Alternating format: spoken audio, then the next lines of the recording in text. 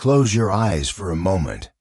Let the hum of the modern world fade, the drone of traffic, the electric thrum of appliances, the relentless chime of notifications. Allow the silence to deepen. And then, with me, take a breath and step backward. Not just a few years, or even a few decades, but centuries. We're slipping through the veils of time. You and I. Our senses tingling with an anticipation that's equal parts curiosity and a faint, thrilling unease. Our destination, a place both utterly alien and profoundly familiar, a kitchen in medieval Europe, sometime between the 11th and 15th centuries. Don't worry about paradoxes or disturbing the timeline, we're merely observers, ghosts in their machine. Welcome to wander, to watch, to wonder. The air grows cooler as we travel, the scent of tarmac and exhaust fumes replaced by something older, earthier. The precise lines of modern architecture blur, softening into rougher, more organic shapes. And then, we're there.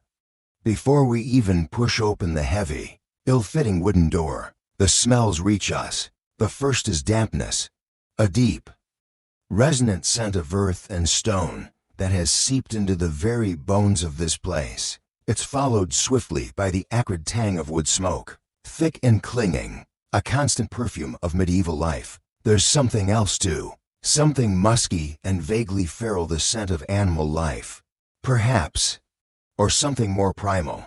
Let's push the door. It groans in protest, a sound like an old man stirring from a deep sleep. We step inside, and for a moment, our eyes struggle to adjust. There are no fluorescent lights here, no bright, sterile surfaces. The light is alive, organic, flickering from a large, open hearth at one end of the room where flames lit greedily at a blackened cauldron, suspended from a heavy iron hook.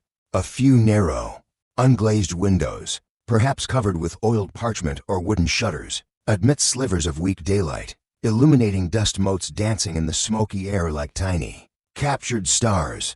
The room is smaller than many modern living rooms, yet it serves as the heart of the household. The walls are rough stone or wattle and daub, stained dark with years, perhaps centuries, of accumulated soot. From the low, heavy wooden rafters above our heads, an astonishing array of items hang like strange, rustic chandeliers, bunches of dried herbs, rosemary, thyme, sage, their fragrances mingling with the smoke, releasing a ghostly perfume when a draft stirs them. Strings of onions and garlic, plated with an almost loving care. And then, the meat. Ah, the meat. This is perhaps where the first slight shiver you were promised might begin to tickle your spine. Sides of bacon, their fat glistening a dull yellow in the gloom. Hams, dark and dense, looking almost petrified. Links of sausages, some pale, some alarmingly dark, twisted and looped like resting serpents. Perhaps a brace of plucked fowl, their skins shrunken and dry, or a haunch of venison, its surface bearing the intricate patterns of smoke and time. They sway gently, these silent, preserved carcasses, each a testament to a successful hunt or a carefully managed slaughter. Look around you. Pots of heavy iron and hammered copper, some dented and scarred from years of service, hang from hooks on the walls or sit upon rough-hewn shelves.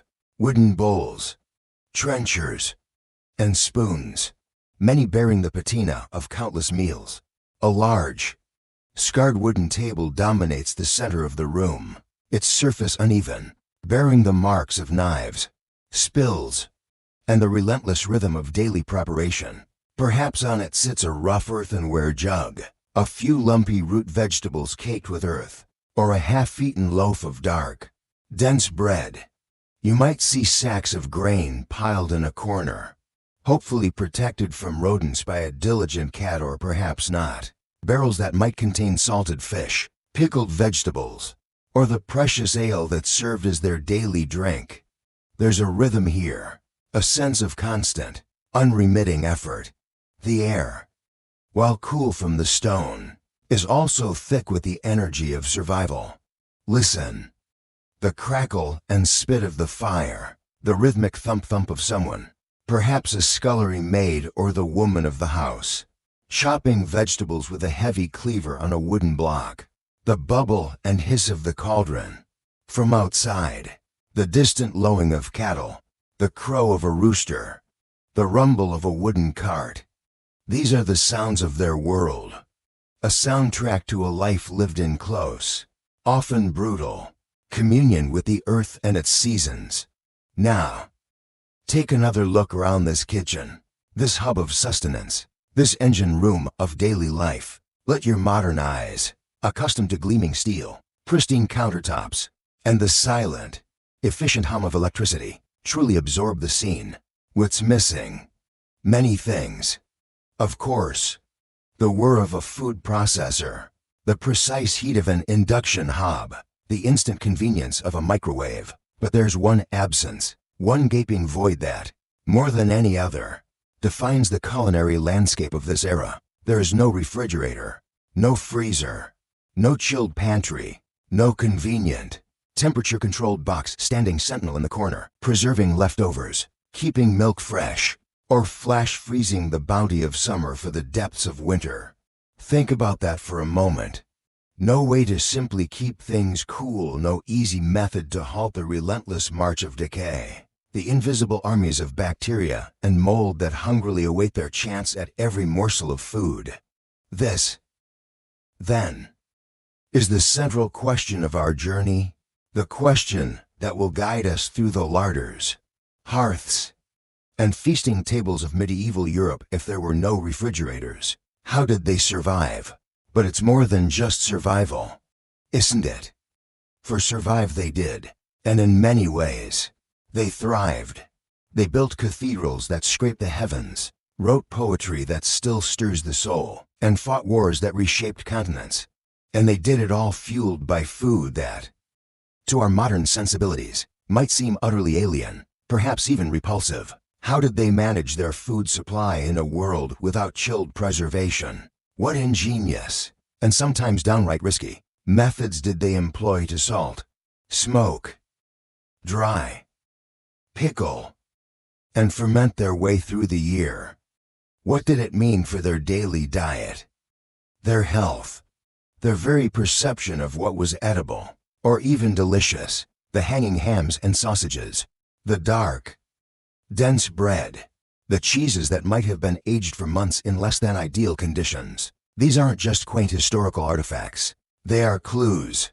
They are the tangible results of a constant, life-or-death battle against spoilage. A battle waged with salt, smoke, air, time, and an astonishing degree of resourcefulness. This journey we're embarking on is just about listing old recipes or cataloging strange ingredients, though we will certainly encounter our share of both.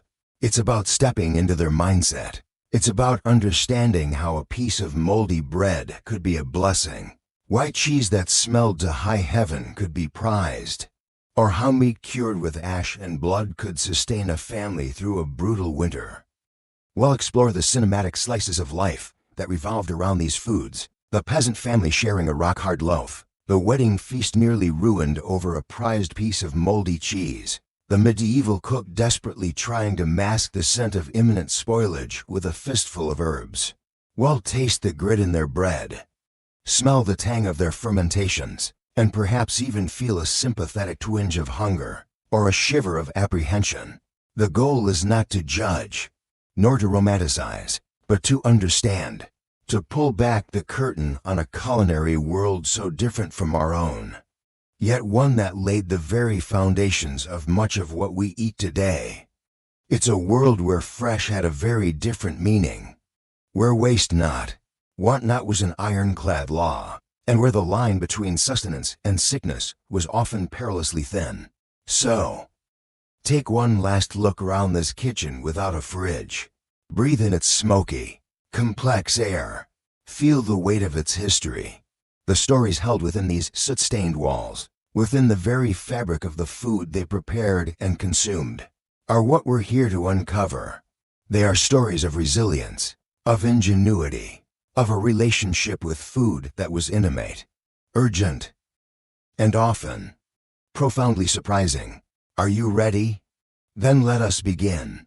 Our first taste of this forgotten world awaits in a loaf of bread that could, quite literally, break your teeth. Let us linger a moment longer in this medieval kitchen. This smoky, sensory heart of the home we explored in our prologue. Cast your gaze away from the hanging meats and simmering cauldron, and look instead for what was, without a shadow of a doubt, the true cornerstone of their diet, the literal staff of life bread, panis noster quotidianus, our daily bread. For us, it's often an accompaniment, a side thought, a convenient slice for a sandwich. For them, from the lowest peasant to the highest king, bread was the meal, or at least its undeniable, unshakable foundation. But oh, the chasm of difference that lay between the airy, white manchet of a lord's table and the dark, dense disk that graced or perhaps burdened the peasant's rough-hewn trencher. It's this latter loaf, the bread of the common folk, that I want us to truly understand.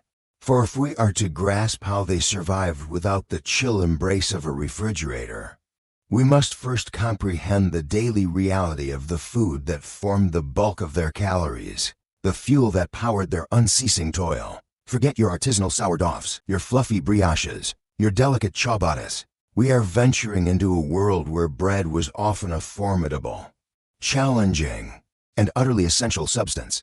Imagine, if you will, the journey of this peasant loaf.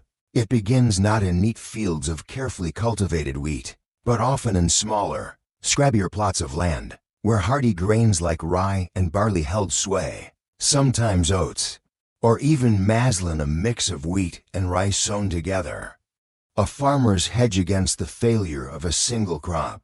In lean times, and lean times were frequent, this precious grain might be augmented with whatever could be found: bean flour, pea flour, ground acorns, dried vetch, or in the direst famines, even the inner bark of trees, ground to a desperate, unpalatable dust.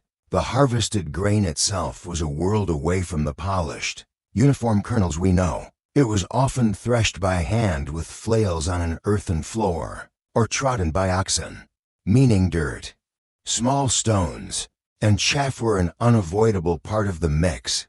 Winnowing, tossing the grain into the air to let the wind carry away the lighter chaff, was an imperfect art. And then came the milling.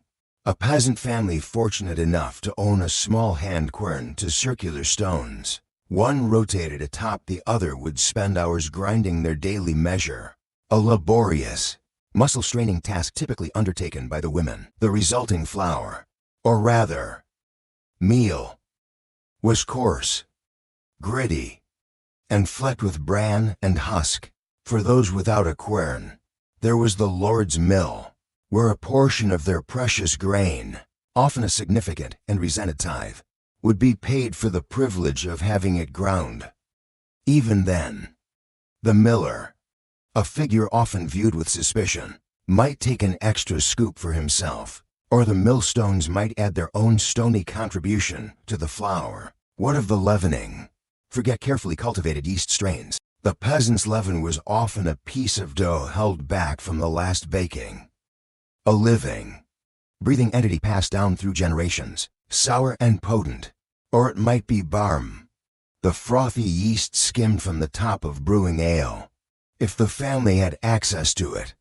Sometimes, especially for quicker, daily breads, there was no leaven at all, resulting in flat, dense cakes.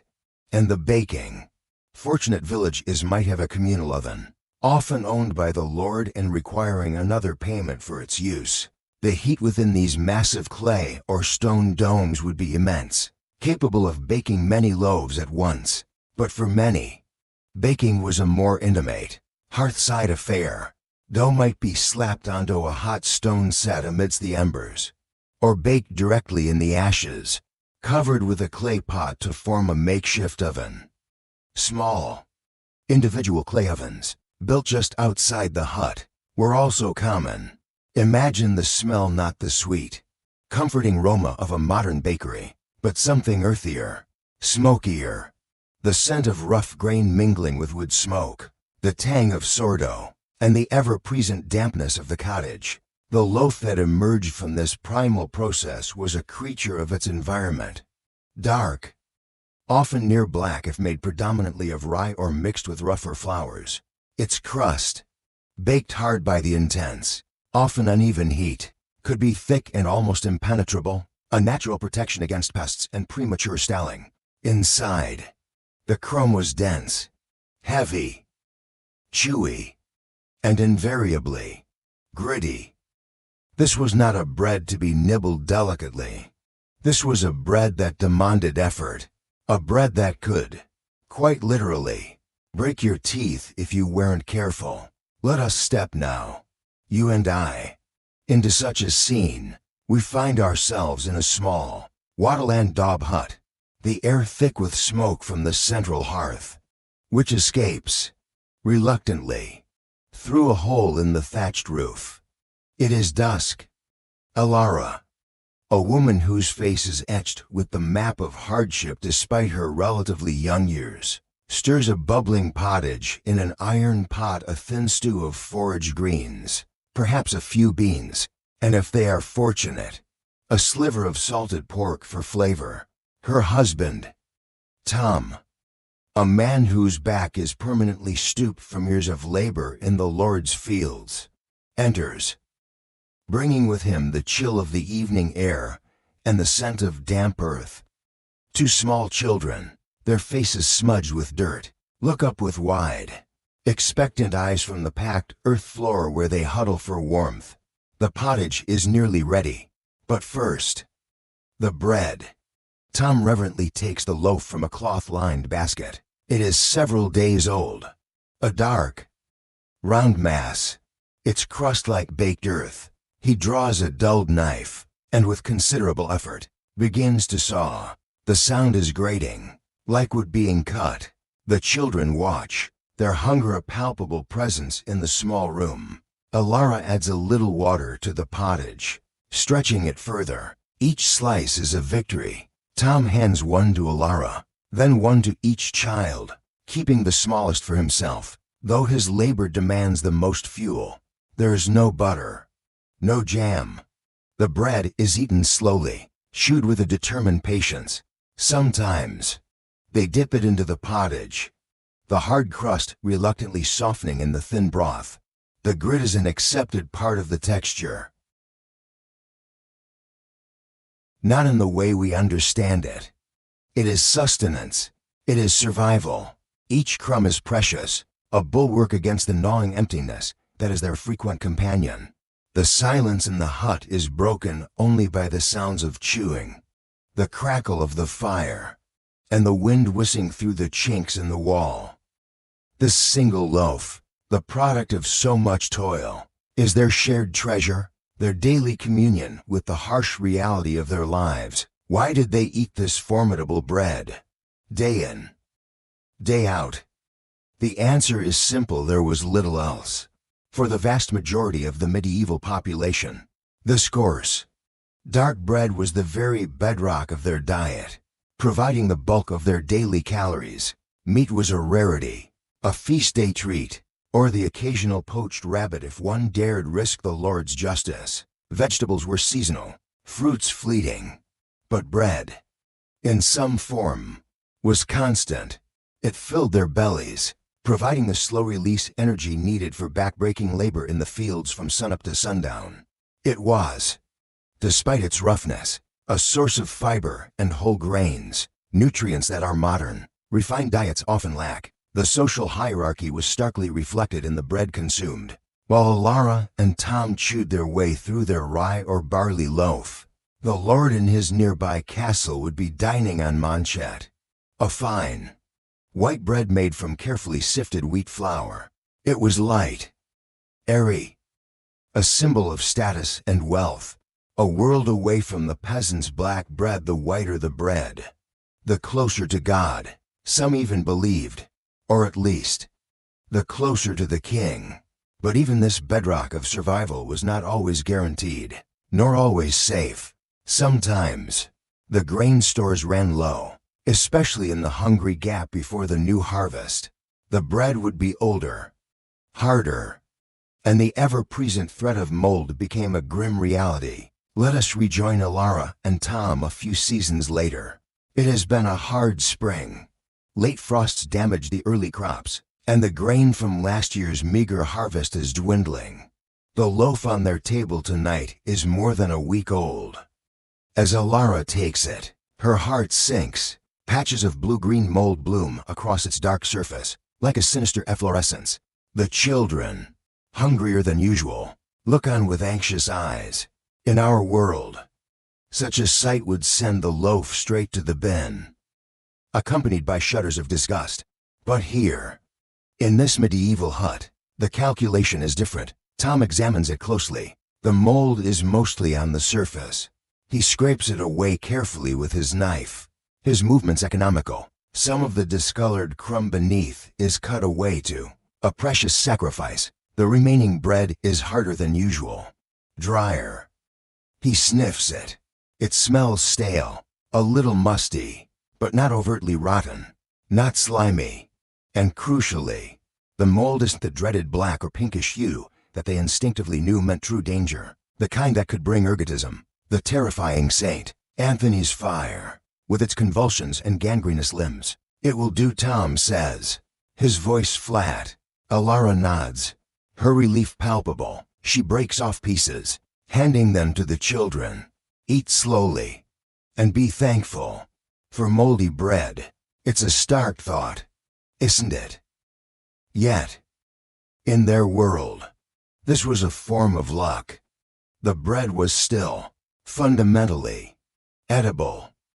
It would fill their bellies for another night. The alternative, nothing, was far more terrifying. They might toast it further over the embers, hoping the fire would cleanse away any lingering taint. The taste would be bitter, the texture even more challenging. But it was food. It was life. The single incident encapsulates their precarious existence, their intimate, ongoing negotiation with decay, and their vastly different threshold for what constituted edible. The name of this chapter, The Bread That Could Break Your Teeth, is not mere hyperbole. The constant grit in the flour, the sheer hardness of the loaves, took a toll on their dental health. Archaeological evidence from medieval skeletons often shows teeth worn down to the stumps, abscesses, and a host underscore of other painful affliction. For them, a toothache wasn't a minor inconvenience. It was a debilitating agony with no easy cure. Indigestion was a common complaint, and always the lurking fear of contaminated grain. Yet, this humble, challenging, sometimes dangerous loaf was the pivot around which their lives revolved. It was the product of their unceasing labor, the symbol of their meager existence, and the primary source of their strength. It was, in its dense, dark, unyielding way, a testament to their resilience. Every hard-won slice was a victory against hunger, a small defiance against a world that offered few comforts. As we prepare to leave Alara and Tom to their smoky hearth and their shared loaf, let the image of that bread linger in your mind. It is a far cry from the cellophane-wrapped slices in our modern kitchens. It is a food born of necessity, shaped by hardship, and consumed with a gratitude we can scarcely imagine.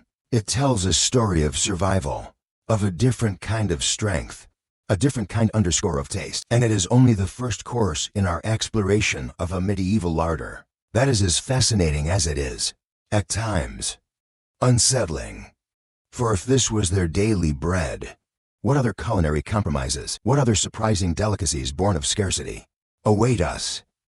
What, for instance, did they make of their cheese, left to age for months on a simple wooden shelf? Having braved the formidable realities of medieval bread, let us now, with minds and perhaps stomachs suitably prepared, turn our attention to its frequent companion, cheese. If bread was the stolid, reliable backbone of their diet, cheese was often its pungent, opinionated, and surprisingly complex soulmate. In a world without refrigeration, milk, that most nutritious and yet most perishable of liquids, presented a pressing daily challenge. transform it. However, through the ancient magic of rennet and time, and you had not just a preserved food, but a concentrated powerhouse of flavor and sustenance, capable of transformations that would make a modern cheesemonger nod in appreciation, even as a modern diner might edge cautiously away. The types of milk varied: the rich, creamy milk of cows where pasture allowed, the heartier, tangier milk of sheep from windswept hills, and perhaps most ubiquitously for the common folk, the assertive, slightly goaty milk of the family nanny. Each brought its own character to the resulting cheese, but it was the alchemy of time, environment, and a veritable menagerie of unseen microorganisms that truly defined its final destiny. Let's first imagine the cheese of a peasant household, like that of Alara and Tom whom we met earlier.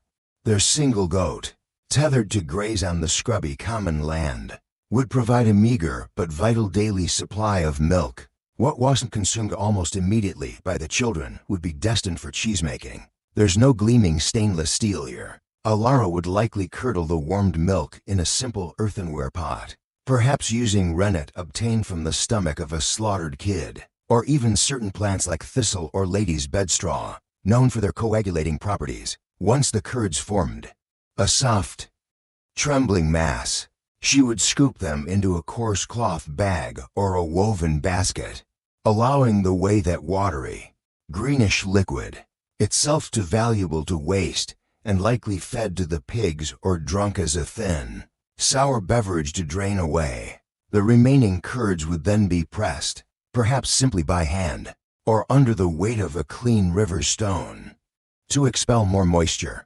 Salt, that precious commodity we will explore later, would be rubbed into the surface, both for flavor and as a crucial preservative. And then, the aging. This is where our modern sensibilities might begin to falter. There was no cheese cave, no temperature-controlled aging room. Alara's cheese, a small, humble round, would likely find its place on a rough wooden shelf in the corner of their smoky, one-room hut. Here, exposed to the fluctuating temperatures, the damp air, the myriad wild yeasts and molds carried on every draft, it would begin its slow transformation.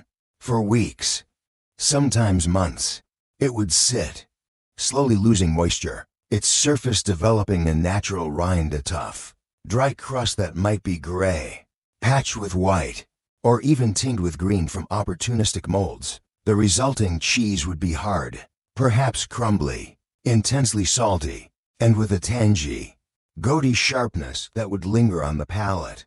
It wasn't a cheese for delicate nibbling. It was a condiment, a relish, a sliver of which, shaved onto their dense, dark bread, could transform a monotonous meal. Its strong flavor meant a little went a long way, and its preserved state meant it could sustain them when other foods were scarce. This wasn't an intentionally cultivated blue cheese, but rather a wild cheese, its character dictated by the unique microclimate of their home. The molds that grew upon it were part of its essence, sometimes scraped off, sometimes consumed with a pragmatic indifference. Now, let us travel from Alara's humble shelf to the more substantial larders of a noble household, or a well-endowed monastery. Here, cheesemaking was often a more controlled, even celebrated, art. Larger quantities of milk, often from herds of cows, allowed for bigger cheeses and longer aging periods. Monks, with their dedication to scholarship and often to gastronomy, became renowned for their cheesemaking skills, experimenting with different techniques, pressing methods, and aging environments, cool cellars or caves that provided a more stable atmosphere. It was in these settings that cheeses bearing a closer resemblance to those we might recognize began to emerge. Hard, aged cheeses, precursors to cheddar or Parmesan, capable of lasting for years, their flavors growing more complex and nutty with time. And then, there were the blues, not the pasteurized, foil-wrapped wedges of our supermarkets, but robust, characterful cheeses, their interiors marbled with the vivid blue-green veins of Penicillium roqueforti, or its wild cousins. These were not accidents of the shelf, but often intentional creations, perhaps with spores introduced from a previous successful batch. or encouraged by piercing the cheese to allow air to penetrate and the molds to flourish. Imagine a nobleman, Lordric, at his feasting table. Before him lies a wedge of such a cheese, its aroma filling the air with a pungency that is almost aggressive, a sharp, ammoniac tang overlaid with earthy, mushroomy notes. Its color is a creamy yellow, shot through with dramatic streaks of deep blue and emerald green. This is a cheese cane roux as sharp and intoxicating as wine. Lordric takes a piece on the point of his knife, his eyes gleaming with appreciation. For him, this is not mere sustenance, it is a journey of Chiang layers of flavor.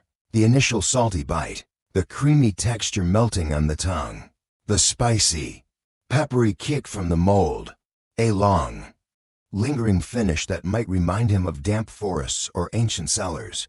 He savors it with a sip of strong, spiced wine, the two bold flavors meeting and mingling, a testament to his refined, if somewhat robust, palate. For the nobility, such cheeses were a mark of status, a display of wealth and sophisticated taste. They appreciated the complexity, the funk, the powerful sensations that these living foods provided. Their palates, accustomed to gamey meats, heavily spiced dishes, and strong ales, were well attuned to these intense cheesy experiences, while the peasant ate their simple, air-dried cheese out of necessity, because it was often all they had to add savor to their bread. The aristocrat consumed their reeking blues and venerable aged cheddars as a conscious culinary choice, a form of gustatory adventure. But why this embrace of the moldy, the aged, the intensely flavored? Several factors were at play. Preservation, as always, was paramount. The development of a thick, moldy rind could, paradoxically, protect the cheese within, preventing it from drying out too quickly or being invaded by less desirable organisms. The aging process itself reduced moisture content, making the cheese less hospitable to spoilage bacteria and concentrating its flavors. Nutritionally, cheese was a boon, a dense package of protein, fat, and calories, essential in a diet where such concentrated nutrients could be scarce. And then there was the sheer power of flavor. In a culinary landscape that could often be bland or repetitive, a strong, assertive cheese was a welcome jolt to the senses. A small piece could elevate an otherwise dull meal, its pungency cutting through the monotony. They might not have understood the science of microbiology, but medieval people possessed a deep, empirical knowledge of fermentation and aging. They knew, through generations of trial and error, which molds were benign or even beneficial, lending desirable flavors and textures, and which were best avoided. The blues and greens were often considered friends. This high regard for powerfully flavored, often alarmingly moldy cheese could sometimes lead to situations that, to us, might seem utterly bizarre. Let me paint you a picture: a wedding feast. Not in a grand ducal hall, but in the bustling yard of a moderately prosperous farmer, young Will and his bride, Agnes, celebrating their union. The air is filled with music from a three-string fiddle, laughter, and the smell of roasting pork, a rare treat. Tables groan under the weight of pies, stewed vegetables, and, of course, bread and ale. But the true centerpiece, the item spoken of in hushed, reverent tones, is a cheese. It is a magnificent specimen, a large reel of goat cheese, aged for nearly a year in the coolest part of their small stone outbuilding. Its rind is a veritable landscape of molds, gray, green, dusted with white, and here and there, patches of a startling, vibrant blue. It has been carefully tended, turned, and watched over, a dowry item almost as valuable as a small pig. Its aroma precedes it, a complex perfume of damp earth, sharp ammonia, and something else, something deeply, almost shockingly, animalistic. This is the moldiest piece, the pride of Agnes' family, renowned throughout the village for its eye-watering strength and exquisite, if challenging, flavor. It is brought forth with ceremony, placed on a special wooden platter. The guests murmur their appreciation. Old Man Hemlock, Will's great uncle, known for his discerning palate and even more for his prodigious appetite, leans forward, his eyes gleaming. The priest, Father Michael, gives a nod of approval. Even he is not immune to the allure of such a treasure. The cheese is about to be cut. But then, a small commotion, a whispered accusation. Young Watt, a cousin of the bride known for his light fingers and audacious nerve, is seen wiping his mouth a little too guiltily, his eyes darting about, and the cheese, the very heart of it, the bluest, most gloriously reeking section, appears to be smaller. A significant portion has vanished. Chaos erupts. Who took the heart of the cheese? Bellows Agnes' father, his face purpling. The moldiest part, the best part. Accusations fly. Great Uncle Hemlock looks fit to have an apoplexy, deprived of his anticipated first taste. The bride is on the verge of tears. The groom, Will, clenches his fists, ready to defend his new family's honor and their cheese. The fiddler stops playing. The laughter dies. The wedding feast, a rare moment of joy and abundance, teeters on the brink of ruin. All because someone had dared to pilfer the choicest, moldiest morsel. Young Watt, under the combined glare of the assembly, eventually confesses, shamefacedly producing a half-eaten chunk from his tunic. There are gasps of outrage, then a mixture of grudging admiration for his daring and disgust at his greed. The situation is eventually smoothed over with apologies, a swig of strong ale, and the hasty presentation of a lesser, though still respectably pungent, cheese. But the incident would be riddled for years, a testament to the extraordinary value social, emotional, and gustatory placed on a piece of food that our modern noses might deem fit only for the midden heap. Remember Will and Agnes' wedding, they'd say. The day young Watt nearly caused a war over the moldy cheese. Perhaps, but it underscores a serious point. Their relationship with these intensely flavored, microbially active foods was born of necessity, but evolved into a genuine appreciation, an acquired taste that defined their culinary world. Of course, there were dangers. Not all molds were friends. A misstep in preparation, a cheese allowed to age into warm or damp a place, could lead to the proliferation of harmful bacteria or toxic molds, resulting in violent sickness. The line between a prized, pungent delicacy and a dangerous piece of spoiled food could be perilously thin, navigated by experience, tradition, and a good dose of luck. Their world of cheese was a universe away from our vacuum-sealed, pasteurized, and often blandly uniform offerings. It was a living, breathing, stinking, and utterly essential part of their diet.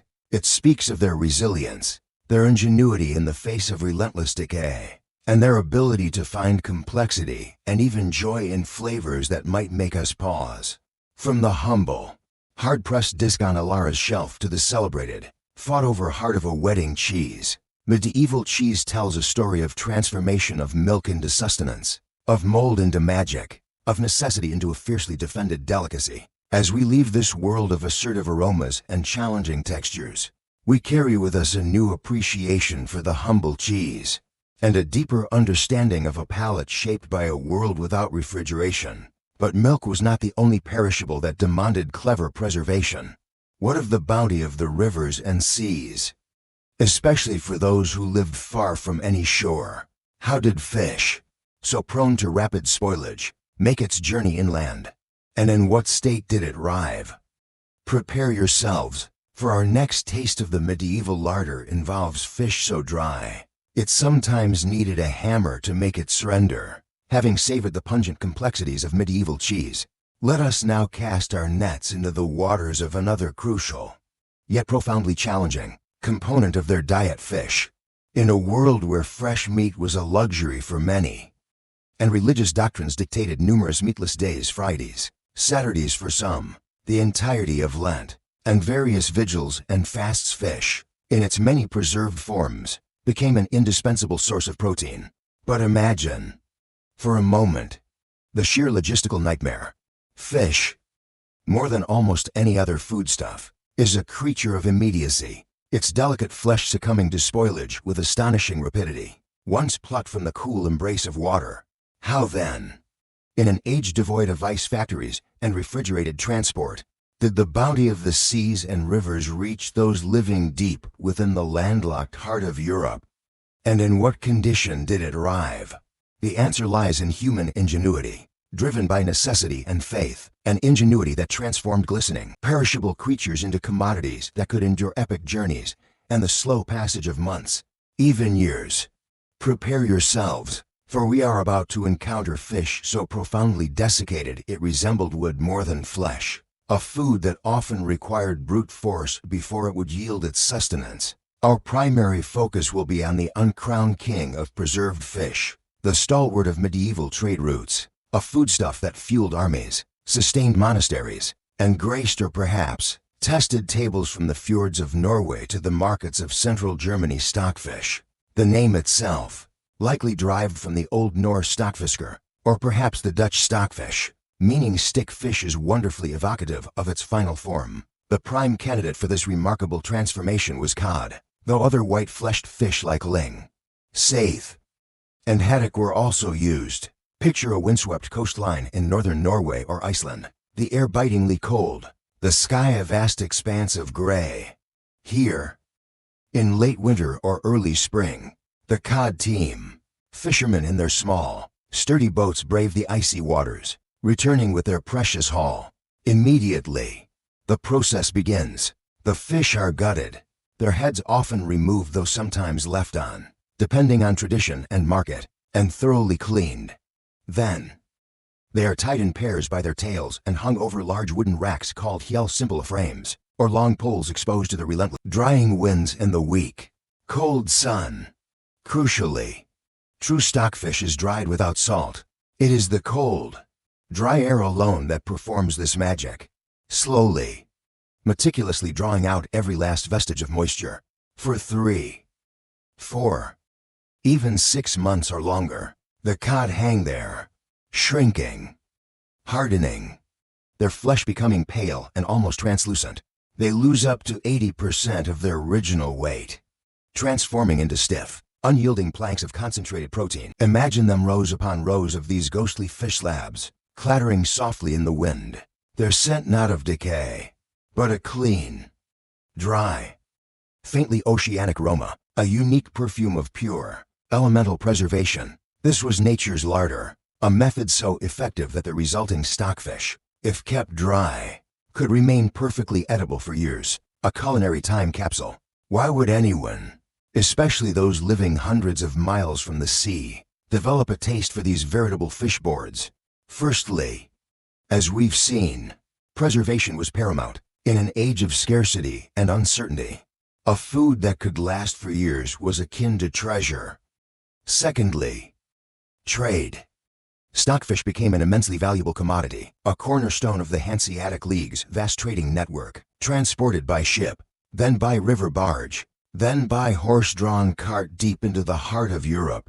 It was relatively lightweight for its nutritional value, making it an efficient cargo. But perhaps the most significant driver of demand was religion. The medieval church, with its intricate calendar of feast and fast days, exerted a profound influence on eating habits, with meat forbidden for a substantial portion of the year, well over 100 days, for many fish became the default protein.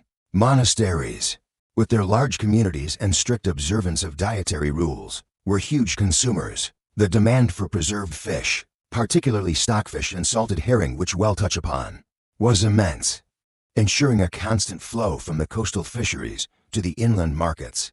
Now, imagine you are a housewife in a small village in southern Germany, miles from any significant body of water. It is a Friday, or perhaps deep within the Lenten season. You have acquired a piece of stockfish from a traveling merchant. It is as hard as a piece of aged oak, and about as yielding. How do you transform this unpromising plank into a palatable meal? This is where the hammer comes in. Or, more accurately, a wooden mallet. The first step in wrestling stockfish into submission was often a noisy, energetic beating. The dried fish was laid on a hard surface, and struck repeatedly with the mallet. This wasn't an act of culinary aggression, but a necessary tenderizing, a breaking down of the incredibly dense, compacted fibers to allow water to penetrate. Picture the scene, the rhythmic thwack, thwack, thwack echoing through the cottage, a percussive announcement that fish was on the menu. Once sufficiently bruised and battered, the fish was submerged in water, fresh, clean water if available, changed multiple times over several days. Slowly, painstakingly, the desiccated flesh would begin to rehydrate, swelling and softening, though it would never regain the tender flakiness of fresh fish. Sometimes, for an even softer result and a more acquired taste, a weak lye solution made from wood ash would be used in the soaking process, a precursor to the infamous lutefisk. But for most, simple water and patience were the key. After days of soaking, the fish, now pliable, though still robustly chewy, was ready for cooking. It could be boiled, simmered in milk if such a luxury was available, or added to potages and stews. Its mild, clean flavor surprisingly delicate after its harsh beginnings. Often, it was served with a simple mustard sauce, or perhaps a knob of precious butter. It was a food that required commitment, both in preparation and in eating, but it provided a welcome, and often necessary, change from the monotony of a purely grain and vegetable-based diet during fasting periods. The journey of this fish, from icy northern seas to a humble inland table, was remarkable enough, but sometimes, amidst the practicalities of trade and sustenance, these preserved creatures of the deep could become unlikely catalysts for human connection, even romance. Let us imagine a bustling market square in an inland town, not grand, but a vital hub for the surrounding villages. Anya, a spirited young woman from a nearby farming hamlet, is here with her mother, selling a few surplus eggs and some homespun linen. Her eyes, bright with the curiosity of youth, take in the sights and sounds, the jugglers, the gossiping women, the stern-faced merchants, and then the smell reaches her. It's a powerful, unfamiliar aroma, a sharp, salty, undeniably fishy declaration that an outsider is present. He stands by a small cart, a young man named Finn, his face weathered by sun and sea spray, his hands strong and calloused, has a carter, perhaps, or even a fisherman himself, who has journeyed from a distant coastal region, his cart laden with barrels of salted herring and bundles of pale, stiff stockfish. The local villagers eye his wares with a mixture of suspicion and necessity. This is the delicate scent of river trout. This is the bold, uncompromising perfume of the preserved sea.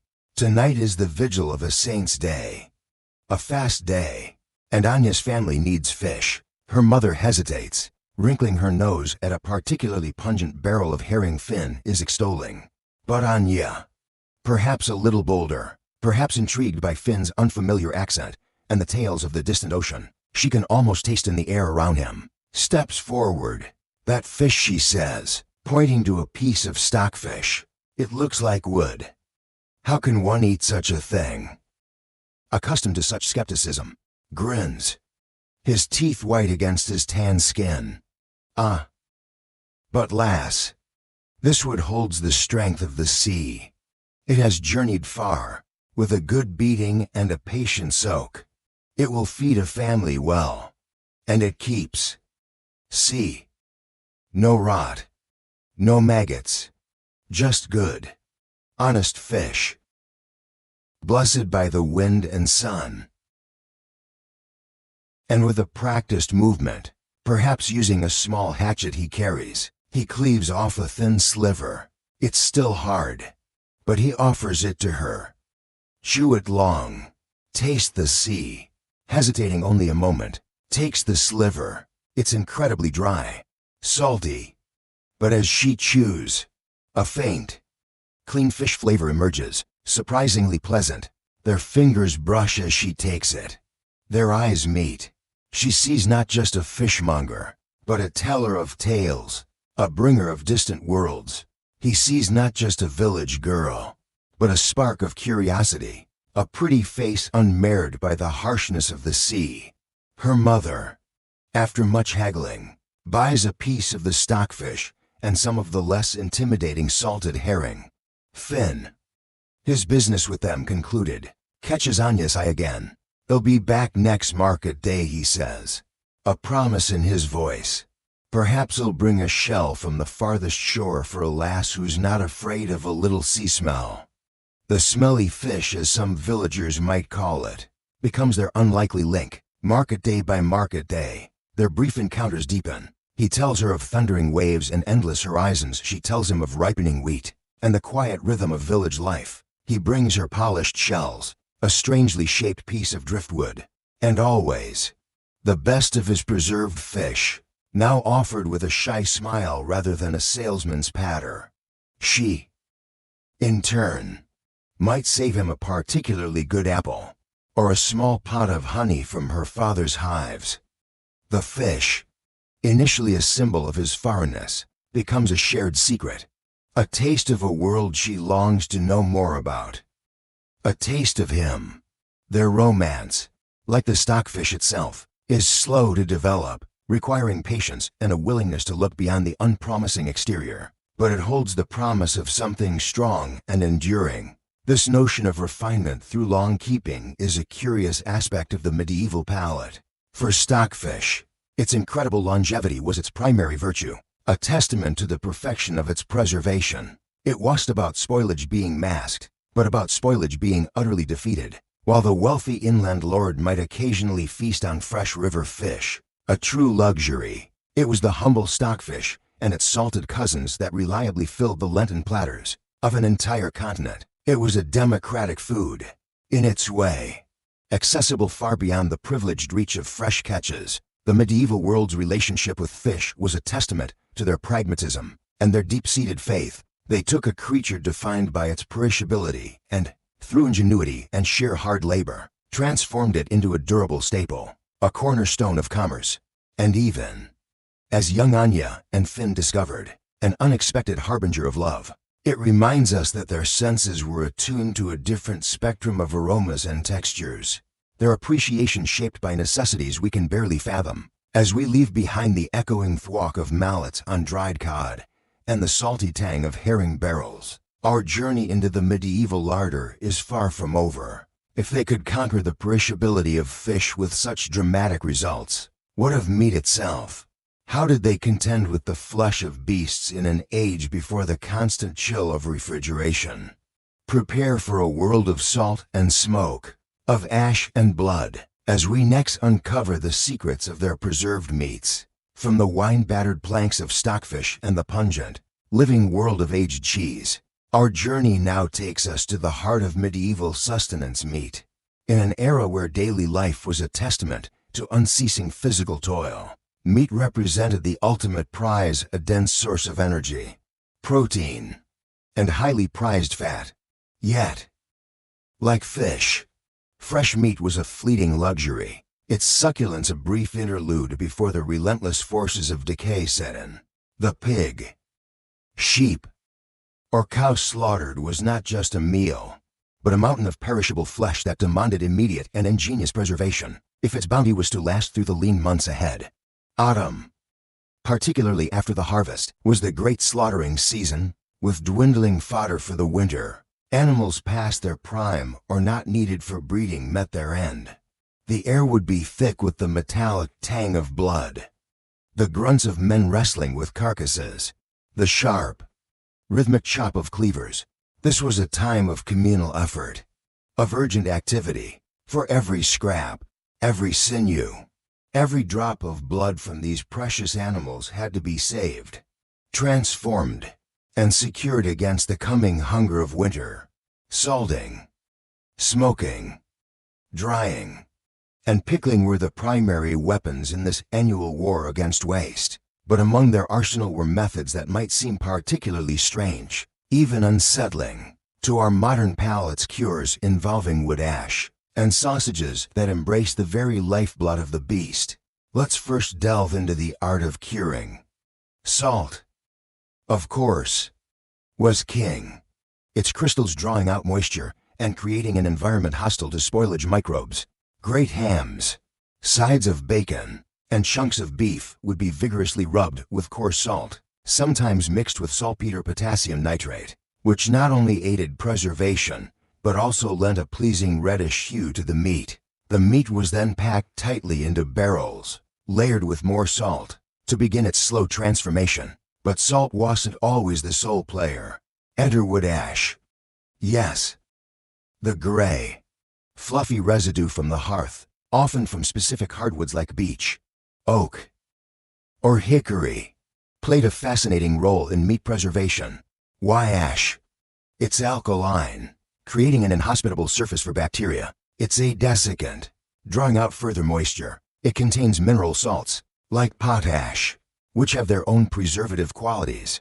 And, not least, it imparted a unique, smoky, earthy flavor to the cured meat. Imagine a side of pork, already salted, being thoroughly dredged in cool, sifted wood ash, perhaps mixed with crushed dried herbs, robust rosemary, pungent thyme, earthy sage, or the resinous bite of juniper berries. These herbs weren't just for flavor, many possessed antimicrobial properties, adding another layer of defense. Thus coated, the meat would be hung perhaps high in the smoky rafters of a kitchen, in a cool, airy cellar, or in a dedicated smokehouse where the fragrant smoke of smoldering hardwoods would slowly permeate the flesh over days or weeks. The result was meat that was dark, intensely firm, almost leathery on the outside, with a concentrated, complex flavor profile that was salty, smoky, herbal, and subtly transformed by that curious kiss of ash. And what of NCM? The molds on some of these slowly air-drying meats, particularly sausages, well soon discussed. Certain wild molds, often white or powdery green, would naturally bloom on the surface. Far from being a sign of spoilage, these were often welcomed, understood through generations of observation, to be part of the curing process, contributing to flavor development and forming a protective rind, much like the prized molds on a fine salami today. This whole hog philosophy, or indeed, whole cow or sheep, extended with particular fervor to the creation of sausages and the utilization of offal. In a world where every calorie counted, nothing was wasted. The intestines, meticulously cleaned, became casings. Organs, chopped and seasoned, found their way into pies and potted meats. And blood, that most potent and ephemeral of substances, was transformed into something truly remarkable. Blood sausage, known by many names: black pudding, blutwurst, boudin noir, or the giomo. Our village story will soon feature its creation was a ritual born of thrift and culinary alchemy. Imagine the scene at slaughter time as the animal's lifeblood drained. It would be carefully collected in clean wooden or earthenware vessels, often stirred continuously to prevent coagulation. To this still warm, deeply crimson liquid, a carefully judged mixture of ingredients would be added. Rendered suet or pork fat provided richness and moisture. Fillers like coarse oatmeal, barley groats, bread crumbs, or in later periods and more affluent households, even rice, gave substance and texture. And then, the seasonings, salt and pepper, were essential, but depending on region and availability, a whisper of nutmeg, a hint of clove, or the warmth of allspice might find its way into the mix. Precious spices that spoke of distant lands and the far-reaching tendrils of trade. This rich, dark, almost alarmingly viscous mixture was then carefully funneled into the clean casings, tied off into links, and gently simmered or boiled until firm. The resulting sausages, plump and nearly black, could be eaten fresh, fried to a delicious crispness.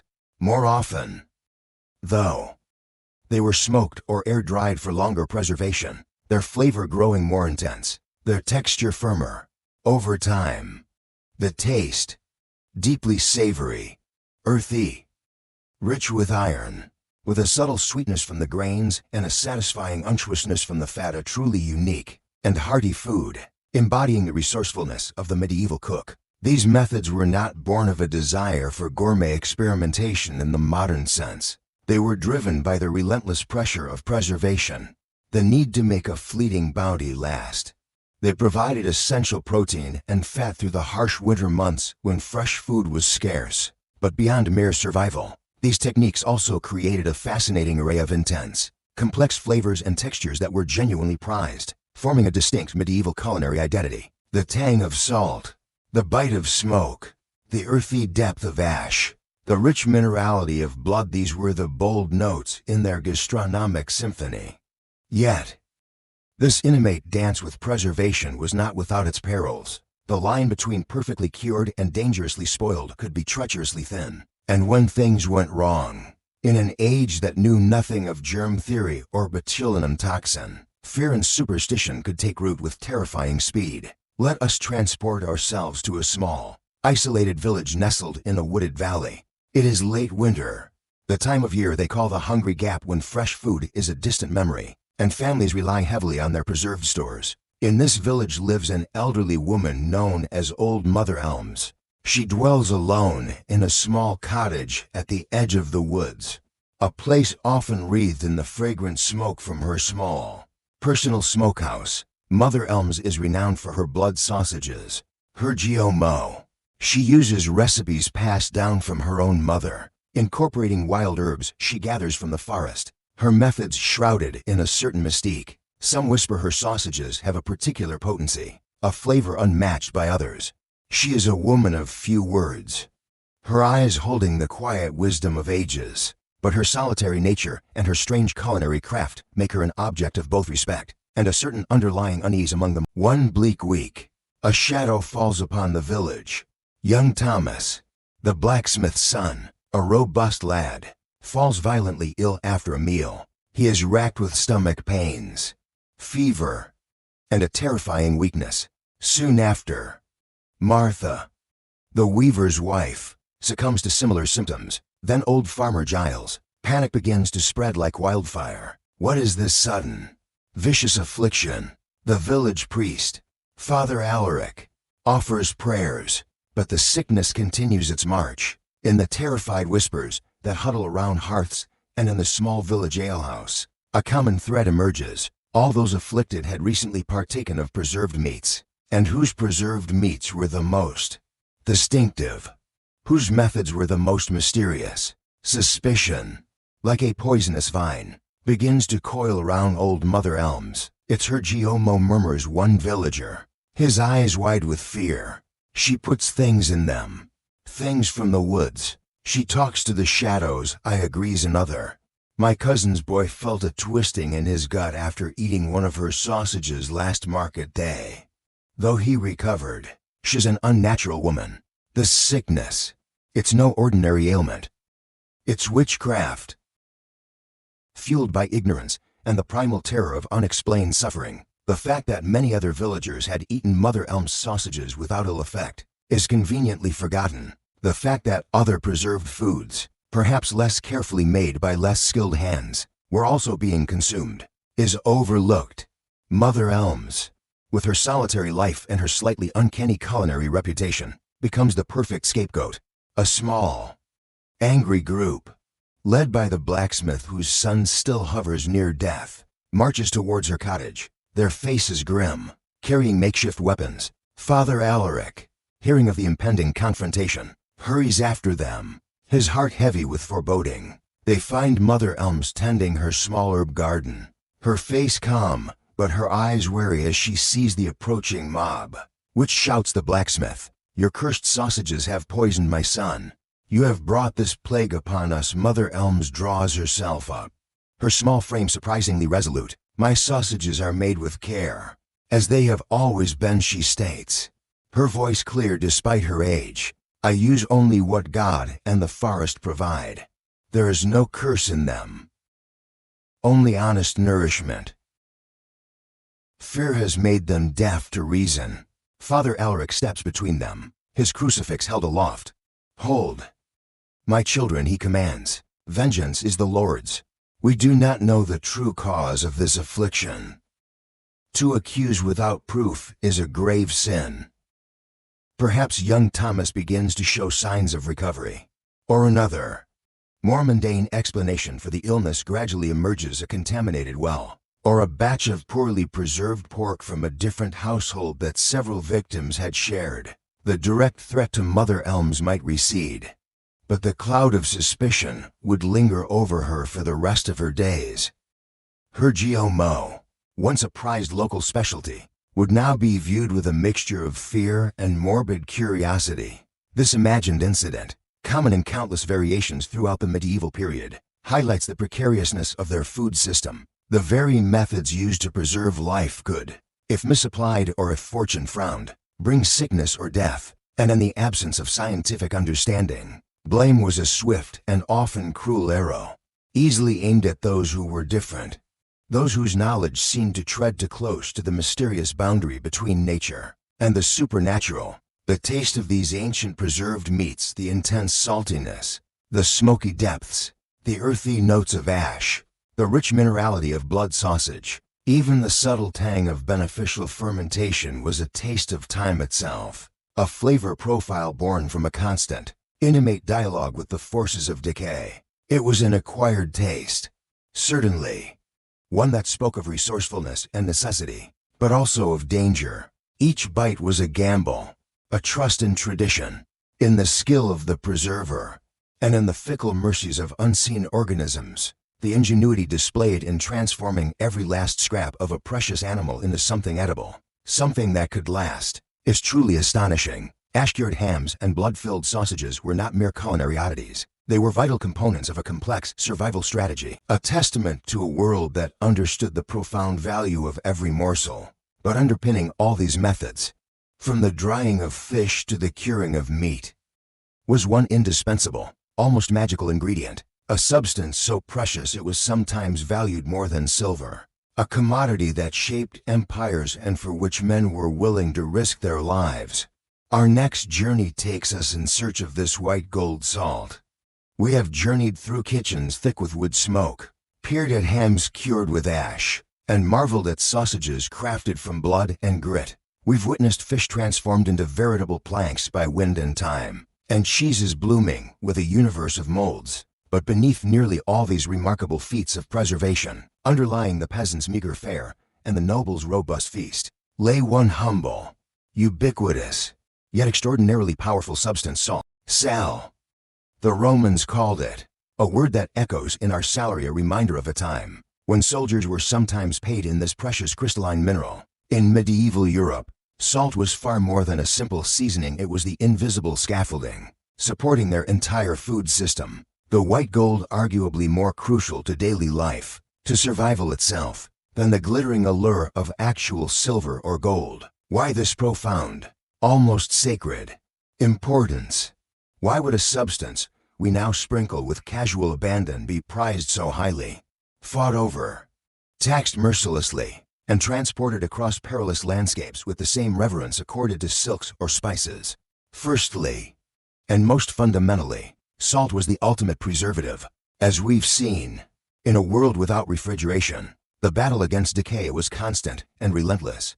Salt, through the magic of osmosis, draws moisture out of food, whether it be meat, fish, or cheese, creating an environment where the bacteria, yeasts, and molds responsible for spoilage simply cannot thrive.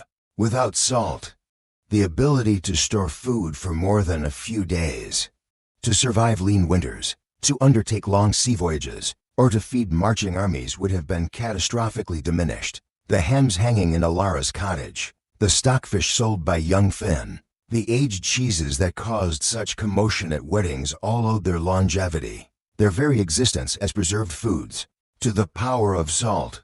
Beyond its role in the larder, salt was, and is, essential for life itself. Humans and animals alike require sodium chloride for basic physiological functions: nerve impulses, muscle contractions, fluid balance. While those living near the sea might have obtained sufficient sodium from their diet, inland populations, especially those relying heavily on agriculture, often faced a deficiency. Salt wasn't just a flavor enhancer, it was a vital nutrient, its lack leading to weakness, sickness, and eventually, death.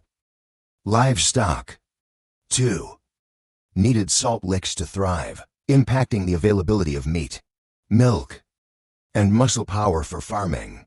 Furthermore, the control of salt translated directly into wealth and power. Salt was a readily taxable commodity. The infamous gabelle in France, a deeply unpopular salt tax, was a crucial source of royal revenue for centuries. Rulers who controlled significant salt deposits or production sites, whether coastal salt pans, inland brine springs, or subterranean rock salt mines, wielded immense economic and political leverage. They could supply their own populations, trade it for other valuable goods, or use it as a strategic weapon. And obtaining this white gold was no simple matter. Unlike silver or gold, which could be mined and hoarded, salt was constantly consumed, its supply needing perpetual replenishment. The methods of production were laborious and geographically constrained. Along suitable coastlines, vast shallow ponds, salt pans, were constructed. Seawater was allowed to flood in, then left to evaporate under the sun and wind. A process that could take weeks or months and was entirely at the mercy of the weather. The resulting sea salt, often coarse and tinged with other minerals, was then painstakingly harvested. Inland, salt could be obtained from brine springs. Water saturated with dissolved salt from underground deposits would be pumped or drawn to the surface and then boiled in large shallow pans. This required colossal amounts of fuel, usually wood. Great swathes of forest around major saltworks, like those at Lüneburg in Germany or Droitwich in England, were felled to feed the insatiable fires, creating barren landscapes and a constant demand for more timber. The air in these salt towns would be thick with wood smoke and the steamy, metallic tang of boiling brine, the ground encrusted with saline residue. Then there was rock salt, or halite, mined from subterranean deposits, legacies of ancient evaporated seas. Places like Hallstatt in Austria or Weliczka in Poland boasted some of the oldest and most extensive salt mines in the world. Mining this crystalline treasure was a dark, dangerous, and back-breaking endeavor. Men and boys toiled deep underground in narrow, unstable tunnels, lit only by flickering tallow lamps or rushlights, chipping away at the rock face with primitive tools, their lives constantly at risk from cave-ins, explosions of flammable gases, and the lung-choking saline dust. Once wrested from the earth or the sea, this precious salt embarked on epic journeys along the salt roads and network of trade routes that crisscrossed continents, as vital and often as perilous as the more famous Silk Road. Imagine the trans-Saharan salt trade, great camel caravans, hundreds, sometimes thousands strong, laden with heavy slabs of rock salt cut from desert mines like Tagaza, a place so desolate its houses were built of salt blocks. These caravans trekked for months across the burning, waterless expanse of the Sahara to reach cities like Timbuktu, where the salt was traded, ounce for ounce, sometimes for its weight in gold, or for slaves, cola nuts, and other West African goods. The journey was fraught with danger, scorching heat, blinding sandstorms, the threat of nomadic raiders. In Europe, salt roads were equally crucial, if less exotic. They snaked through dense forests, over treacherous alpine passes, and along broad, slow-moving rivers. Heavily laden pack animals, mules, donkeys, and horses picked their way along narrow tracks. Sturdy carts, their wooden wheels groaning under the weight, navigated rutted paths. Barges pulled or sailed along waterways, carrying their crystalline cargo. From the great saltworks of Lüneburg, salt traveled to Lübeck to be distributed by the Hanseatic League throughout the Baltic. From the mines of Cheshire, salt supplied much of England. These routes were the arteries of medieval commerce, and towns situated along them or near major production centers often grew wealthy and powerful.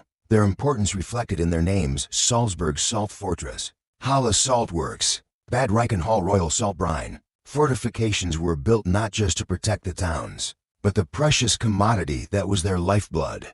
The men who plied these routes, the salt traders and carters, were hardy, often rough individuals, their lives a testament to endurance, navigating not just difficult terrain and unpredictable weather, but also the constant threat of ambush by bandits eager to seize such a valuable prize. Salt permeated daily life and culture in ways we've largely forgotten. Beyond its obvious use in preservation, and as a seasoning though used more sparingly on the table than today, given its cost, it held deep symbolic meaning.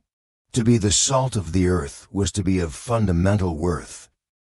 To be worth one's salt spoke directly to its value as a form of payment or a measure of capability. Oaths were sometimes sworn over salt, its purity and life-sustaining properties lending gravity to the pledge. At the feasting tables of the nobility, the salt cellar itself, often an elaborate vessel of silver or other precious materials, was a status symbol, its position on the table above or below the salt demarcating the rank and importance of the guests.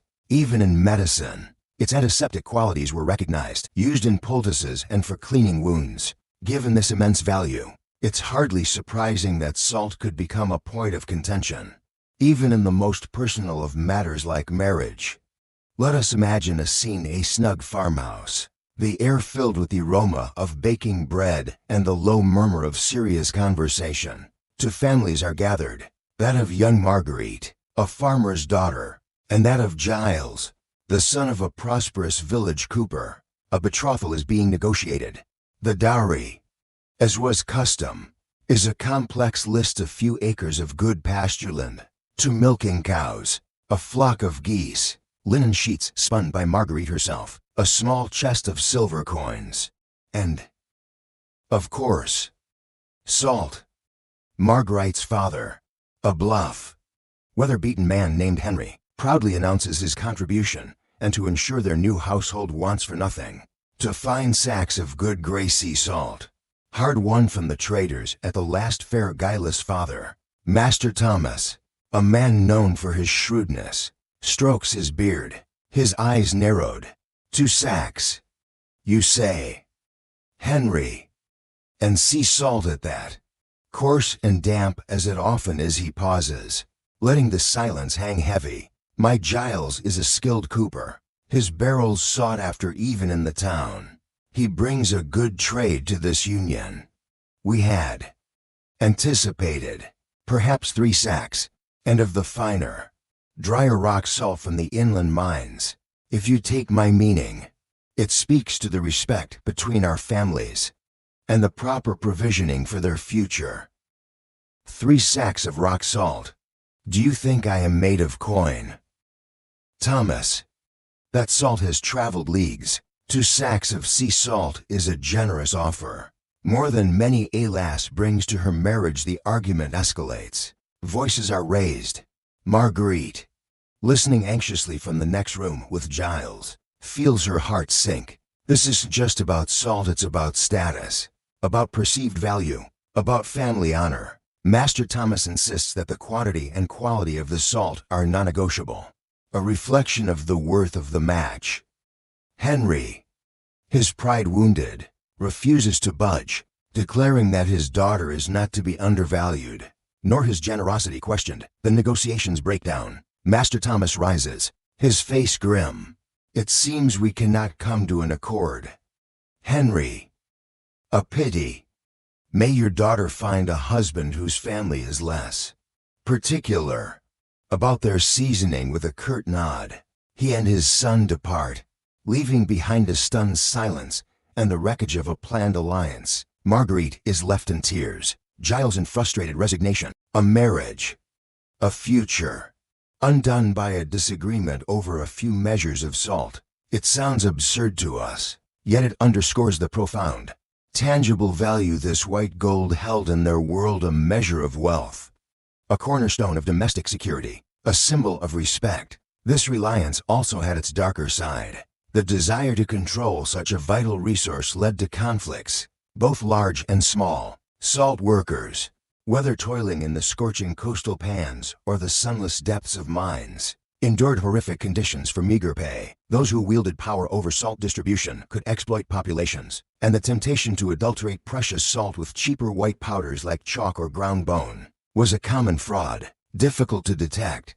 Salt, then, was far more than a condiment. It was a fundamental force shaping the medieval world. From the grand sweep of empires and trade routes to the intimate details of a marriage contract, or the daily struggle to preserve food in a peasant, it was a silent, crystalline enabler, its presence making life, civilization, and the very cuisines we've been exploring possible. Without it, the medieval larder would have been a far barer, more perilous place. But even with salt's powerful aid, Food could still hover on the precarious edge of edibility. Spoilage was a relentless foe, and sometimes, salt alone wasn't enough, or wasn't the only trick up their sleeves. What happened when stores began to turn? Despite their best efforts, our next chapter peers into the fragrant, sometimes deceptive, world of herbs and other cunning methods used to mask, manage, and even manipulate the taste of food that was past its prime. We've traversed the landscapes of rock-hard bread, pungent cheeses, desiccated fish, and meats preserved with salt, smoke, and even ash. We've seen how salt stood as the mighty sentinel against the relentless siege of decay. Yet, even this white gold, powerful as it was, could not entirely banish the shadow of spoilage that loomed over every medieval larder. Food, especially in the fluctuating temperatures and less than hermetic storage conditions of the era, was in a constant state of becoming. A slow dance towards ripeness, then past it, into the territory of off-tainted or worse, freshness. As we understand it, crisp, pristine, unblemished was a fleeting luxury, often reserved for the wealthy who could afford recently harvested produce or freshly slaughtered meat. For most, and for much of the time, food existed on a spectrum. The medieval cook, therefore, became a master not just of preparation, but of management, employing a fragrant arsenal of herbs, the sharpness of vinegar, the complexity of fermentation, and sometimes a certain culinary sleight of hand to render ingredients palatable, even delightful, when they were teetering on the edge. This wasn't always about deceit. Often, it was about resourcefulness, about coaxing flavor from ingredients that were merely past their peak, or even intentionally developing strong, high flavors that their palates had come to appreciate. Step with me into the aromatic chaos of a bustling medieval kitchen, whether it be the smoky hearth of a prosperous farmhouse or the cavernous, frenetic domain of a castle cook. The air is thick with a symphony of smells, but dominating many of them are the robust, assertive fragrances of herbs. These were not the delicate sprigs used as a final garnish in our modern cuisine. Medieval cooks wielded herbs with a generous, almost lavish hand. Great bunches of rosemary, thyme, and sage. Their resinous, piney, and earthy aromas potent, would be thrust into roasting meats, stuffed into the cavities of fowl, or simmered for hours in the ubiquitous pottages and stews that formed the backbone of many meals. Parsley, marjoram, and savory lent their greener, sometimes peppery notes. Bay leaves imparted their unique aromatic depth, and garlic and onions, the pungent alliums, were fundamental. Their assertive flavors capable of standing up to, and sometimes beautifully masking, other less desirable undertones and aging ingredients. These weren't just flavor enhancers. Many of these herbs possessed natural antimicrobial properties, offering a mild, almost unconscious, form of preservation in themselves. A joint of meat that was beginning to smell a little close might be vigorously rubbed with crushed garlic and rosemary, then seared fiercely over flames, the herbs charring slightly, their powerful perfume battling, and often conquering, the first whispers of spoilage. Beyond the cultivated garden, the medieval cook also drew upon the bounty of the wild. Sorrel, with its sharp, lemony tang, could brighten a heavy dish and cut through richness or gaminess. Young nettle tops, carefully blanched to remove their sting, added an earthy, spinach-like quality to pottages. Wild garlic, with its milder but still distinct flavor, was a welcome find. These foraged greens added not just flavor and bulk, but also a layer of complexity that could help to integrate or disguise ingredients that were no longer in their first flush of youth. For the wealthy, the spice chest offered an even more powerful armory: black pepper, cloves, nutmeg, ginger, cinnamon.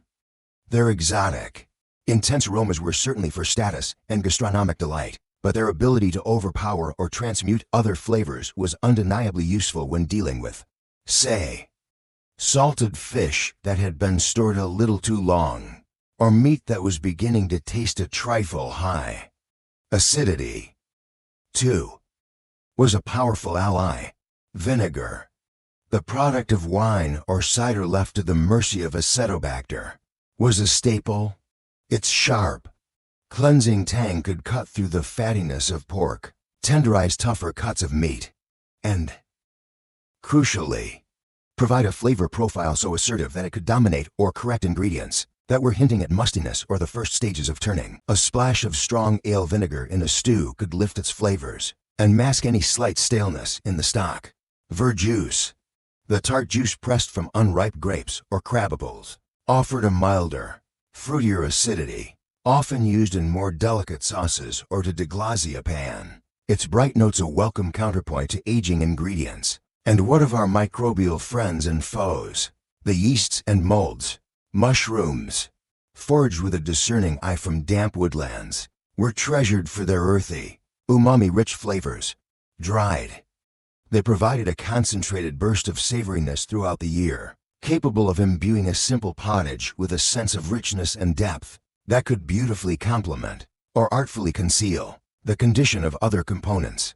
Wine and ale, themselves products of fermentation, were not just for drinking. They were integral to cooking, adding layers of flavor to braises and stews. A cup of robust red wine could enrich a venison stew, its tannins and fruity notes marrying well with the strong flavor of game that might have been hanging for some time. And a splash of ale, even one that was slightly soured or past its best for drinking, could lend a malty depth or a useful tang to a simmering pot. This brings us to a fascinating, and to modern sensibilities, somewhat unsettling, aspect of medieval gastronomy: the concept of hot goat, or high taste. This wasn't about hiding spoilage out of desperation, but rather the deliberate aging of meat, particularly game, to develop intense, pungent, and highly prized flavors. Pheasant, partridge, hare, or venison would be hung in a cool, airy place for days, sometimes weeks, until it was deemed high or fumy. The flesh would darken, the aroma becoming powerfully gamey, almost rank by our standards. Yet, for the medieval gourmet, this was the pinnacle of flavor, a mark of sophistication.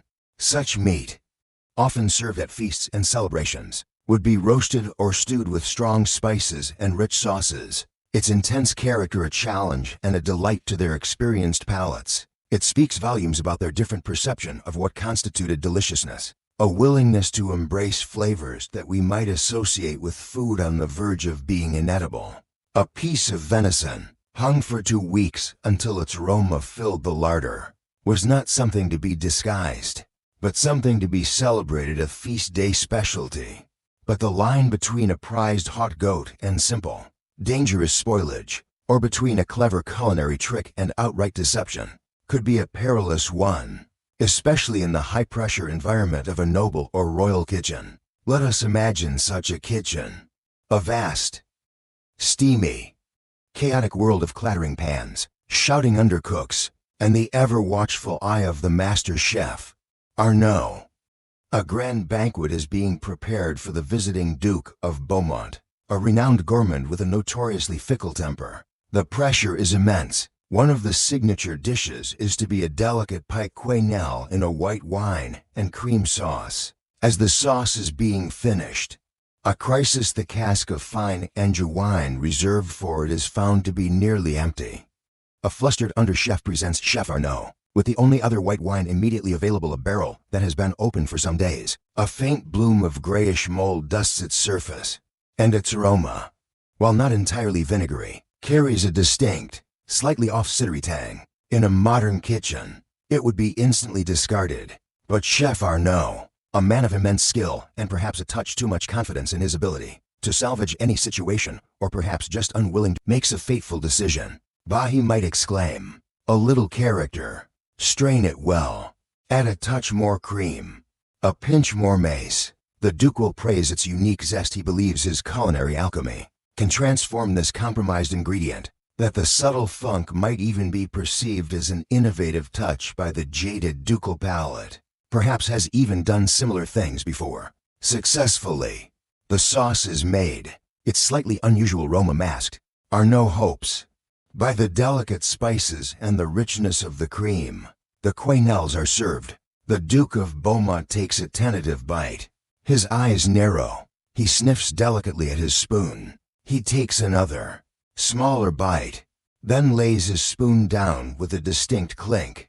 Chef Arnaud the Duke's voice cuts through the relative quiet of the high table, dangerously smooth. This sauce, it possesses a most singular character, almost as if the wine had aspiration to become vinegar, or perhaps cheese. Explain. Arnaud, summoned, turns pale. He attempts to bluster, to speak of a unique vintage, a bold pairing, but a rival sous chef, perhaps eager for advancement or simply malicious, chooses this moment to whisper to the Duke's steward about the moldy wine he saw being used. The steward, in turn, informs the Duke. The Duke's face turns thunderous. This is not a piqued innovation, this is an insult. A deception, potentially even an attempt to poison him with spoiled food. In the medieval world, the food of the powerful was a serious matter. Tampering with it a grave offense. Chef Arnaud's protestations of harmlessness, of culinary license, are swept aside. He is accused of incompetence, of deceit, of endangering the ducal health. His career, once glittering, is over. Banishment from the duchy is the least he can expect. He might even face charges that could lead to a far grimmer fate, all for a ladleful of slightly off wine and a moment of misplaced confidence. This story, whether apocryphal or based on some forgotten kitchen scandal, illustrates the razor's edge upon which medieval cooks often operated. Was their use of strong herbs and spices, vinegars, and aged ingredients always a clever attempt to mask incipient spoilage? Or was it, as with haute goat, a genuine appreciation for complex, developed, even funky flavors that were an integral part of their culinary landscape? The truth, most likely, lies somewhere in between. It was an art of balance, of knowing just how far an ingredient could be pushed, just what could be salvaged, enhanced, or transformed. It required immense skill, experience, and a palate attuned to nuances we have largely lost. The diners, too, especially those at the higher echelons of society, were not naive.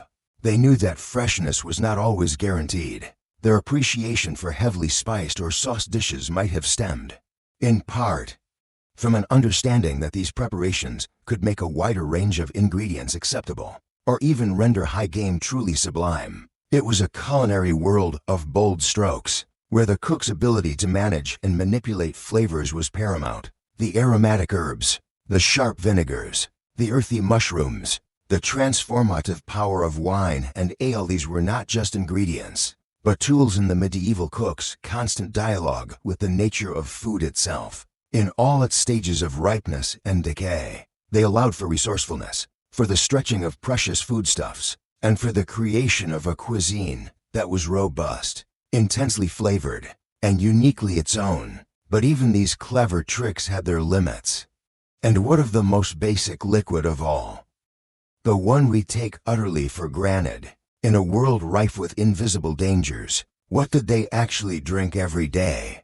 Our next exploration will quench our thirst with the surprising truth about their daily beverages, where beer and even vinegar often flowed more freely and more safely than simple water. We've navigated a medieval world of hearty breads, pungent cheeses, enduring fish, and meats coaxed into longevity by salt, smoke, and ash.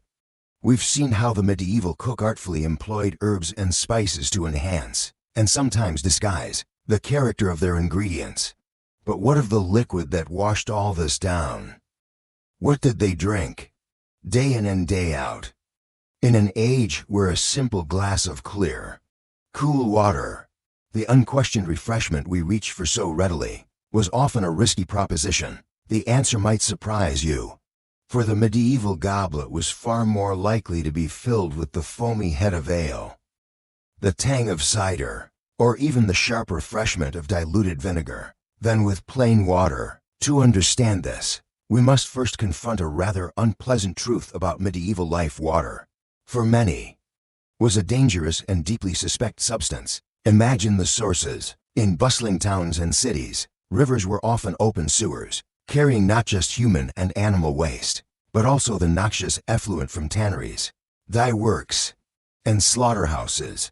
Wells, often shallow and poorly protected, could be easily contaminated by seepage from nearby cesspits or graveyards. Even in the countryside, a seemingly clear stream might carry invisible perils from animal droppings upstream or decomposing matter. They had no concept of germ theory, no understanding of bacteria or viruses. Illnesses like dysentery, cholera, typhoid, and a host of other debilitating fluxes and fevers were rampant, often attributed to bad air or an imbalance of humors. Yet, through bitter experience, a grim empirical knowledge emerged: drinking water from certain sources, or water that was cloudy, stagnant, or ill-smelling, frequently led to sickness.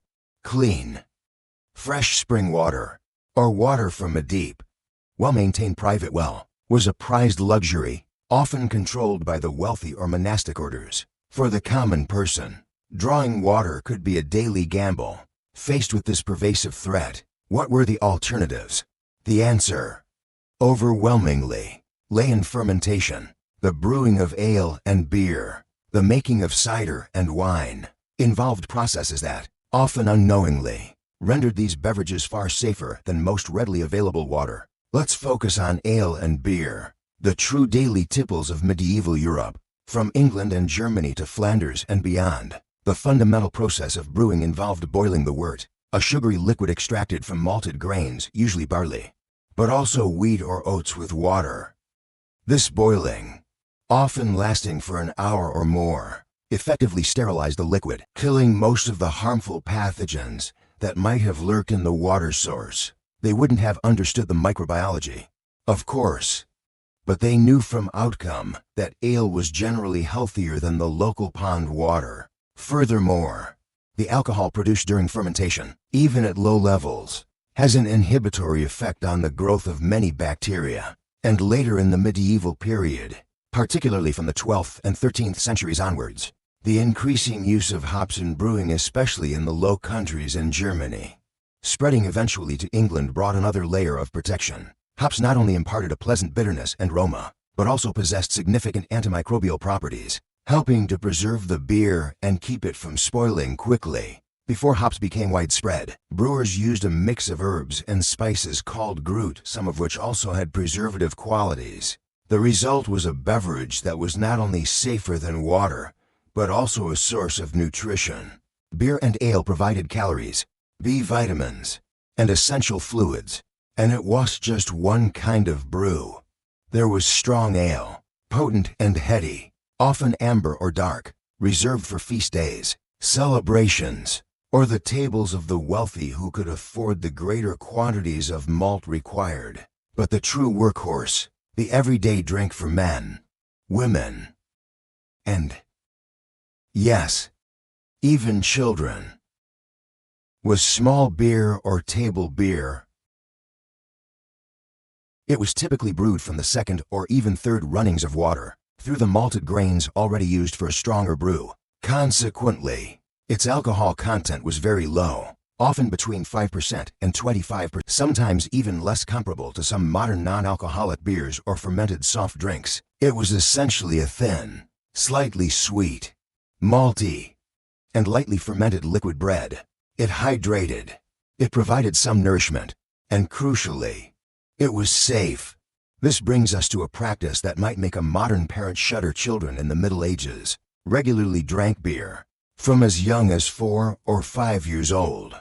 Sometimes even earlier, children would be given small beer, perhaps initially diluted further with water if the water was trusted, or milk. This wasn't seen as irresponsible parenting, quite the contrary. In a world where contaminated water could mean a swift and agonizing death, particularly for the vulnerable young, providing them with a safer, mildly nutritious alternative was an act of care. Small beer was simply part of their daily diet.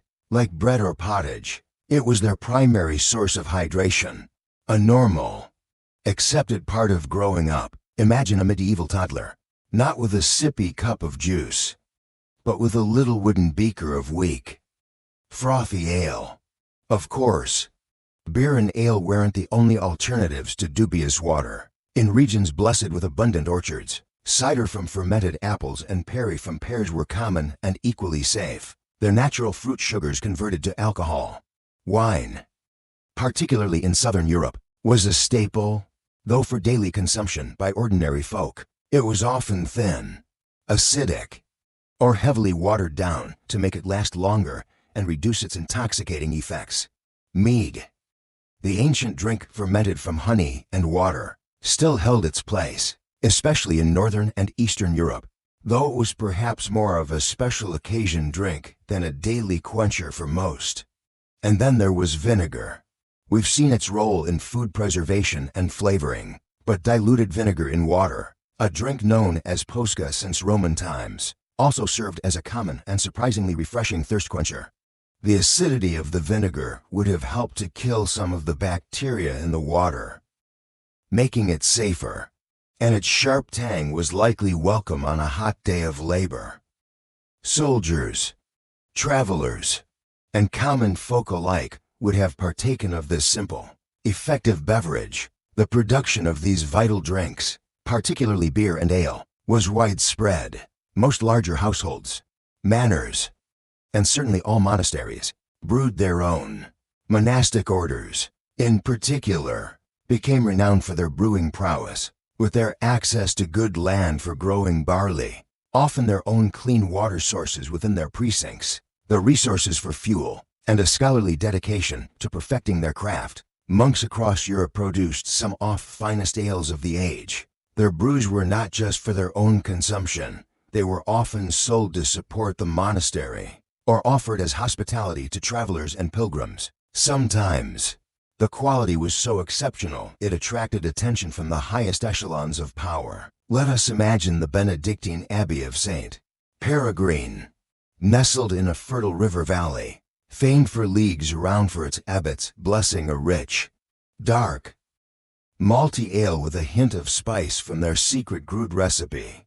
Its fame eventually reaches the ears of King Oswulf, a monarch known for his piety, but also for his discerning palate and his acquisitive nature. During a royal progress through this part of his kingdom, King Oswulf and his retinue decide to honor St. Peregrine's with a visit. The abbot, a nervous but proud man, welcomes his sovereign with all due ceremony. And, of course, the highlight of the royal refreshment is a pewter tankard of the abbot's blessing. The king takes a long, slow draught.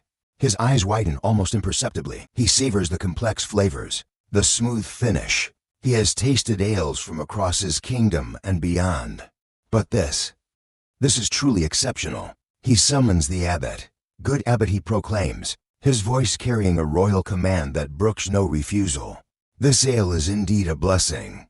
Such a blessing, in fact, that it is clearly too precious to be confined merely to these holy walls. It is a brew fit for a king, and for the good of my court and my kingdom. Its excellence must be more widely appreciated. He knows what this means. The king, with a smile that is both gracious and utterly implacable, declares that the Abbey of St. Peregrine's brewery, its recipe, and perhaps even its most skilled lay brewers, are henceforth to be considered under royal patronage, essentially requisitioned for the crown. The monks will, of course, be compensated with royal favor and perhaps a nominal sum, but their prized brewery, a source of significant income and immense pride, is effectively confiscated. The king departs, well pleased, leaving behind a deeply dismayed monastic community, their liquid treasure now destined to fill royal flagons. Such was the allure of truly excellent beer, a commodity valuable enough to be coveted and seized by kings. While much brewing was domestic or institutional, the alehouse or tavern also played a vital role in medieval social life, particularly in towns and villages. Here, amidst the fog of wood smoke and boisterous conversation, common folk could gather, share news, and escape the rigors of their daily lives over a shared pot of ale, though the quality here could be notoriously variable, from decent home brew sold by an alewife to thin, sour, or even adulterated concoctions. In essence, the medieval world ran on liquids far more complex than simple water. Their choice of daily drink was dictated less by preference and more by a pragmatic understanding of what was safe, what was available, and what could provide not just hydration, but also a measure of nourishment and comfort. The sight of a child sipping small beer, the bustling energy of a monastic brewery, the sharp tang of posca on a laborer's lips, these are glimpses into a world where the contents of one's cup were intimately tied to health, survival, and the ingenuity of fermentation. We have seen how they ate and how they drank, navigating a world without the conveniences we deem essential. But beyond the mere struggle for sustenance, did they find pleasure? Did they cultivate a gourmet mindset even amidst ingredients that often hovered on the edge of spoilage? Our next and final culinary exploration delves into this very question, seeking the medieval epicure within the pragmatist. Our journey through the medieval larder has been a pungent and surprising one. We've gnawed on rock-hard bread, contemplated cheeses crawling with assertive molds, wrestled with fish dried to the consistency of timber, and peered into pots bubbling with meats cured in ash and sausages rich with blood. We've learned how the absence of refrigeration and the constant threat of spoilage shaped every aspect of their food procurement, preservation, and daily consumption. We've seen how they drank beer and cider not just for pleasure, but for safety, and how salt was a treasure worth more than its weight in gold. It would be easy to conclude, then, that medieval eating was solely a grim battle for survival, a relentless effort to simply acquire enough calories to see another sunrise, with little thought for pleasure or refinement. But to believe that would be to underestimate the resilience, the ingenuity, and indeed, the surprisingly adventurous spirit of our medieval ancestors. For even amidst the constant negotiation with decay, even with ingredients that would make a modern health inspector blanch, they cultivated a distinct, and at times astonishingly daring, gourmet mindset. They didn't just eat to live, they often sought to transform the challenging, the borderline, even the notionally spoiled into something they considered a delicacy. Their definition of what constituted delicious was simply, profoundly, different from our own. The medieval palate, as we've glimpsed, was an acquired taste, forged in a crucible of necessity, but then often honed into a genuine appreciation for flavors that we might find overpowering or even. They were accustomed to the intense gamminess of high meat, hung until its aromas filled the larder. They savored the sharp, ammoniac tang of ancient, mold-riddled cheeses, the profound saltiness of cured fish and meats, the sour complexity of fermented vegetables, the robust, often bitter notes of their ales and beers. These were the everyday realities that shaped their expectations and desires. This was not a primitive palate, lacking discernment.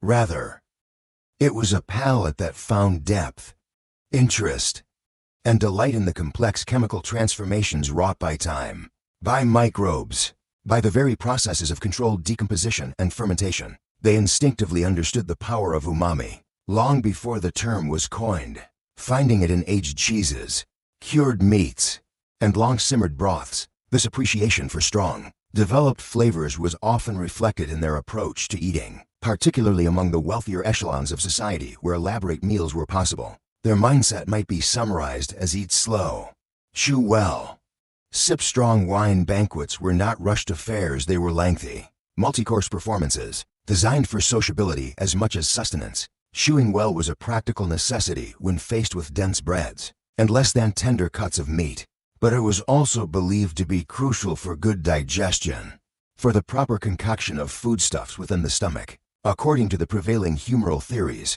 and strong drink, robust, spiced wines or potent ales was considered essential, not just because it was safer than water, but because it could stand up to the assertive flavors of the food, cleanse the palate between courses, and aid in the digestion of rich or heavy dishes. Perhaps most strikingly, and most challenging to our modern sensibilities, was the medieval practice of sometimes serving the most intensely flavored, even notionally rotten or high dishes first in a grand meal. This wasnn't about trying to sneak spoiled food past unsuspecting guests. On the contrary, it was often a deliberate act, a way to showcase the host's sophisticated larder, the skill of their cooks, and to awaken or test the palates of their most honored guests. A truly discerning guest was expected to appreciate these challenging flavors, to show their worldliness and refined taste by savoring what a more timid palate might reject. Imagine a great lord's feast. The first dish brought forth might be a platter of ancient blue-veined cheese, its aroma filling the hall like a thunderclap. Or perhaps it's a dish of lampreys stewed in a sauce thickened with their own blood and heavily spiced. A creature known to be best when allowed to die in its own gore and hang for a day or two. Or a whole roasted pheasant or peacock, hung for weeks until its flesh was dark and its flavor profoundly gamey, its skin perhaps ray-adorned with its own iridescent feathers for a dramatic presentation.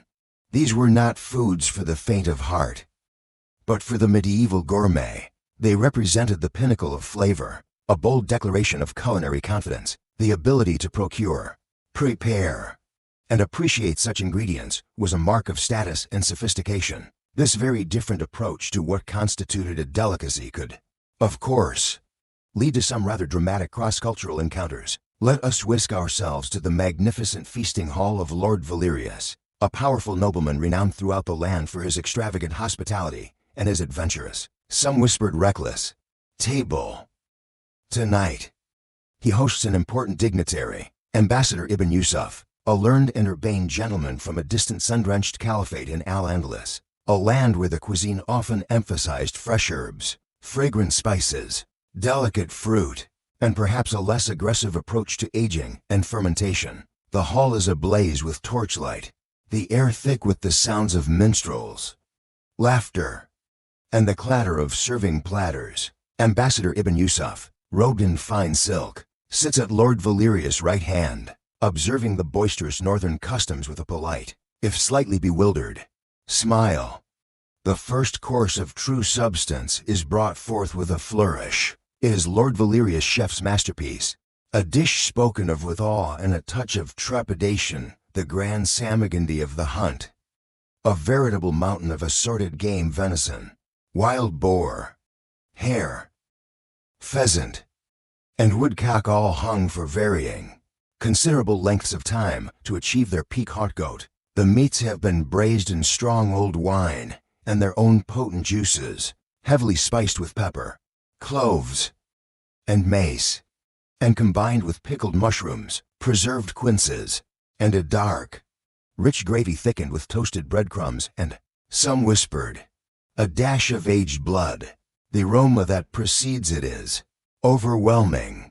It's a complex wave of extreme gaminess, sharp fermentation, sweet spice, and a deep, musky earthiness that is utterly unlike anything in Ambassador Ibn Yusuf's culinary experience. He watches as Lord Valerius beams with pride, taking a hearty portion. Other nobles attack the dish with gusto, their expressions those of pure delight. With diplomatic grace, the ambassador allows a small, hesitant serving to be placed upon his silver trencher.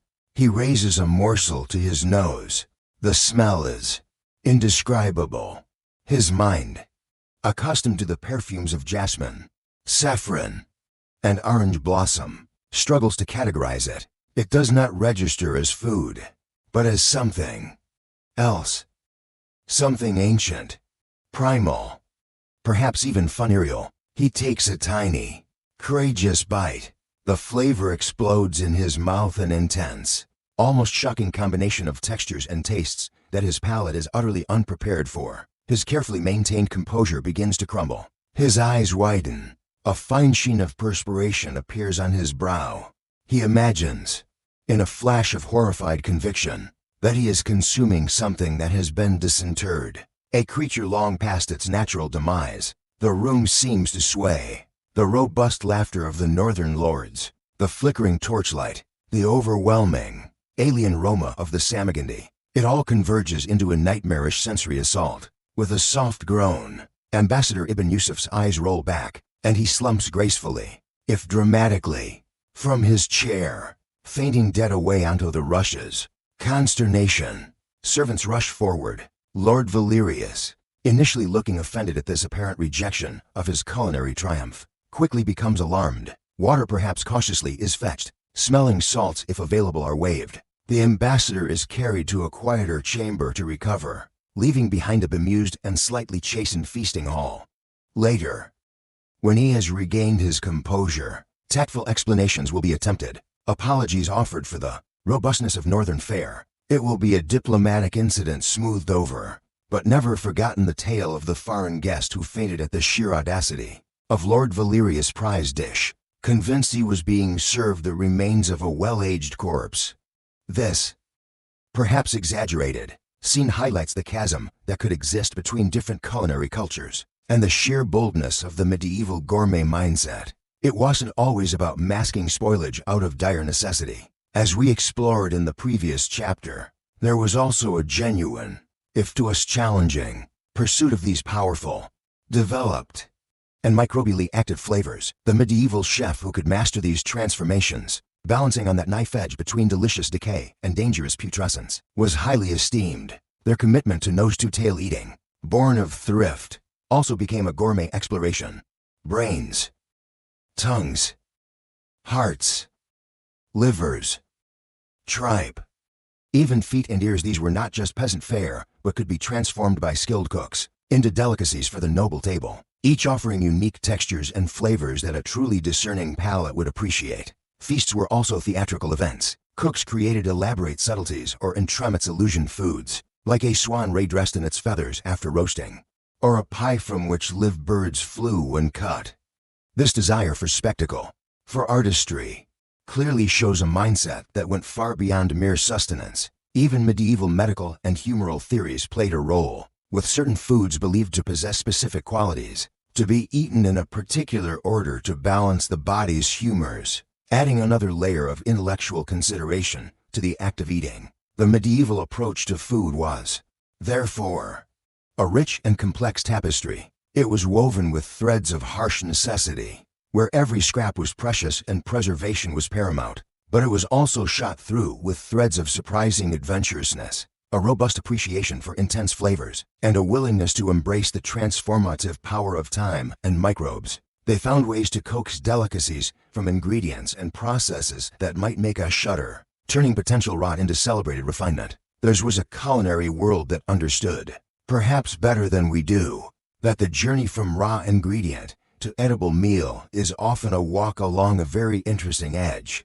As we prepare to leave this fascinating, challenging, and often astonishing culinary landscape, let us carry with us not just a sense of their hardship, but also an appreciation for their unique gourmet spirit. They were not simply passive victims of a world without refrigeration. They were active, ingenious, and often daring participants in their foodways, shaping a cuisine that was as resilient and characterful as they were themselves. And so, with a final, lingering breath of medieval air thick with wood smoke, pungent fermentations, and the ghosts of countless meals hard won, we step back. Through the mists of centuries, we return, leaving behind the echoing halls of Valerius, the smoky hearth of Alara and Tom, the austere silence of Isolde's Abbey, and the bustling, aromatic chaos of a kitchen without a fridge. The vibrant, challenging, and often perilous foodscape of the Middle Ages recedes, and we find ourselves blinking in the familiar light of our own time. I find myself standing, as perhaps you do, in a modern kitchen. It gleams with polished surfaces, hums with the quiet efficiency of unseen motors, and is dominated by that ubiquitous monolith of contemporary sustenance, the refrigerator. Its door, a sleek, impassive portal, opens with a soft sigh, revealing an interior bathed in cool, artificial light, shelves laden with foods kept in a state of suspended animation, their freshness seemingly guaranteed, their decay held indefinitely at bay. It is a marvel.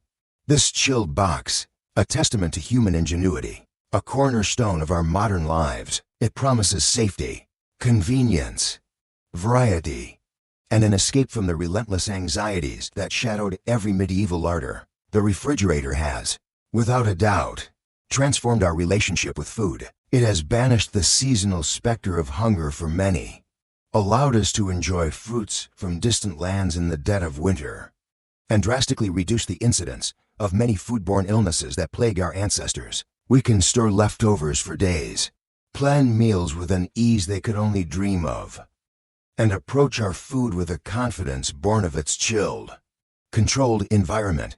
We have, in many ways, conquered decay. But as I stand before this silent, humming guardian of our provisions.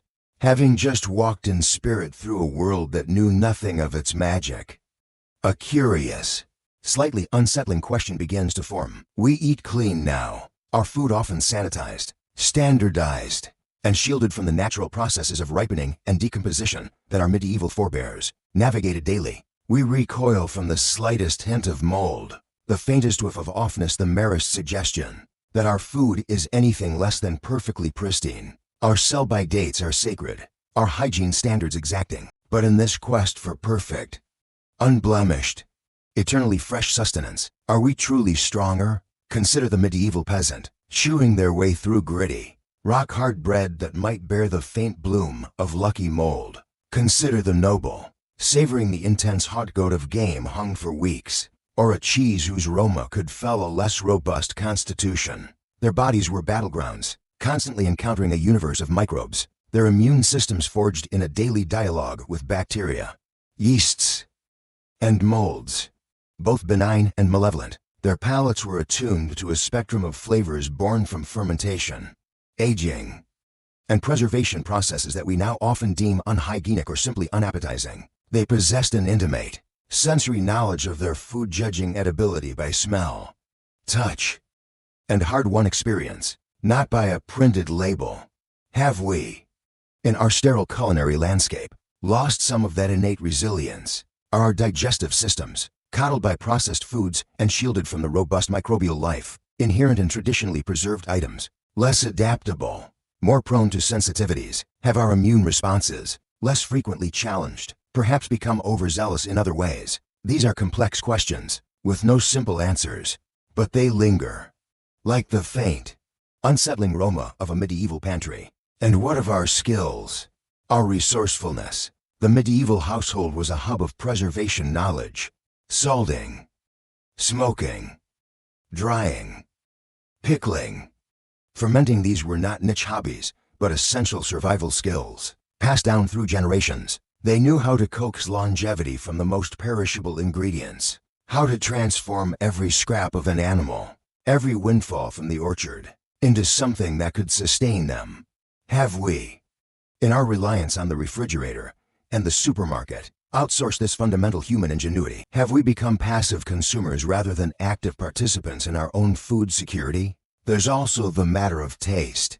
Our journey has shown us that the medieval palate, while certainly shaped by necessity, also cultivated a genuine appreciation for strong, complex, and often challenging flavors. The pungency of aged cheese, the deep gaminess of high-hung meat, the sour tang of fermented vegetables, the robust bitterness of unrefined ales. Has our modern preference for milder, sweeter, more uniform flavors, often engineered for mass appeal and long shelf life, inadvertently narrowed our gastronomic horizon? Have we sacrificed a world of character and complexity for the sake of predictable blandness and sterile safety? It's a paradox, isn't it? We live in an age of unprecedented food abundance and technological mastery over preservation, yet we are often more fearful of our food, more disconnected from its origins, and, ironically, sometimes more wasteful than our ancestors, for whom every crumb was precious.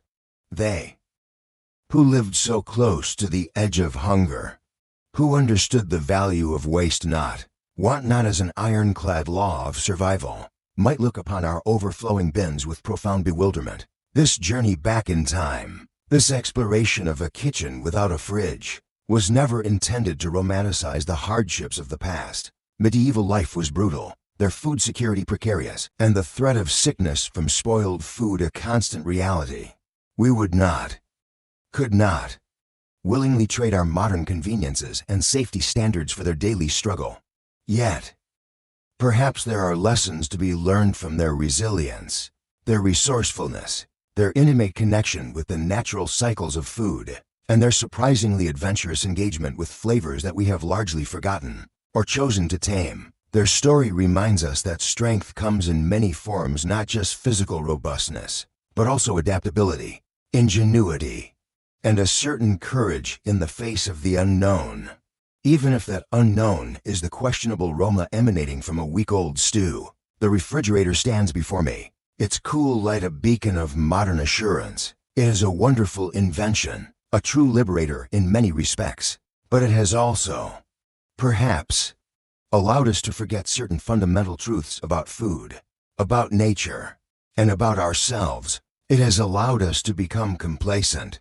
And so, I leave you with one final thought, a question to ponder as you next open your own refrigerator door.